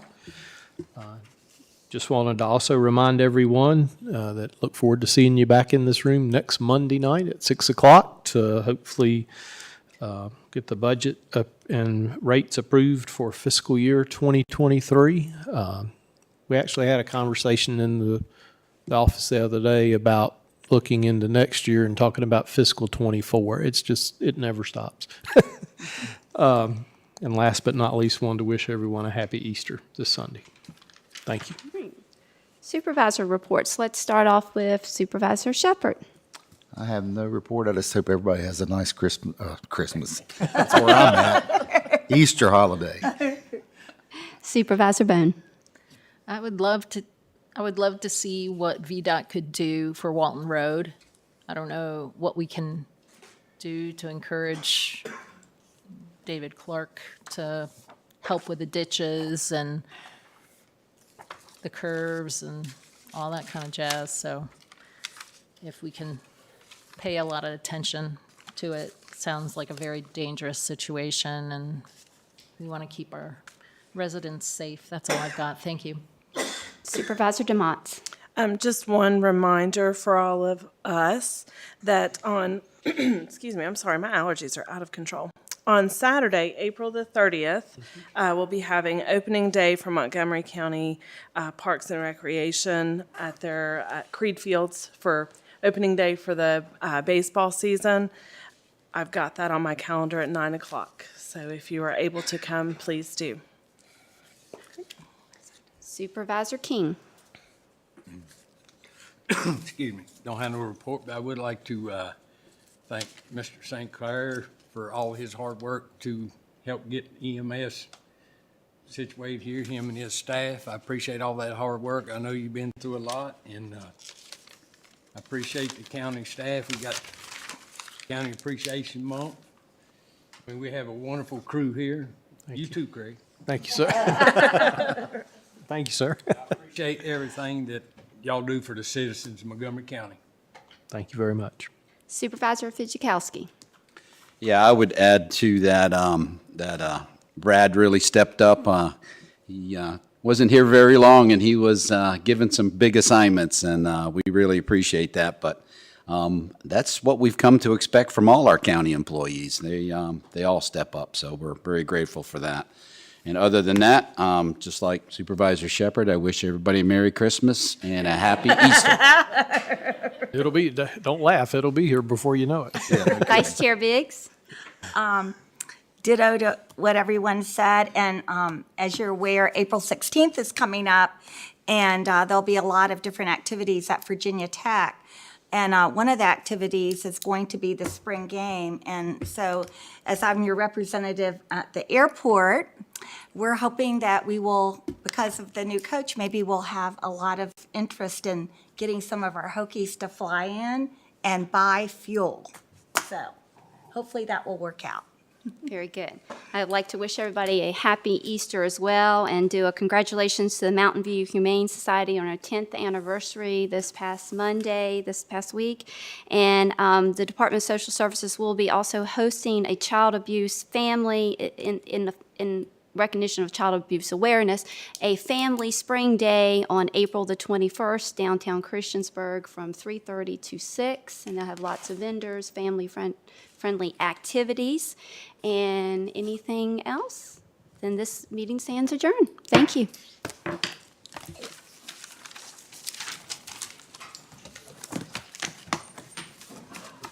Mm-hmm.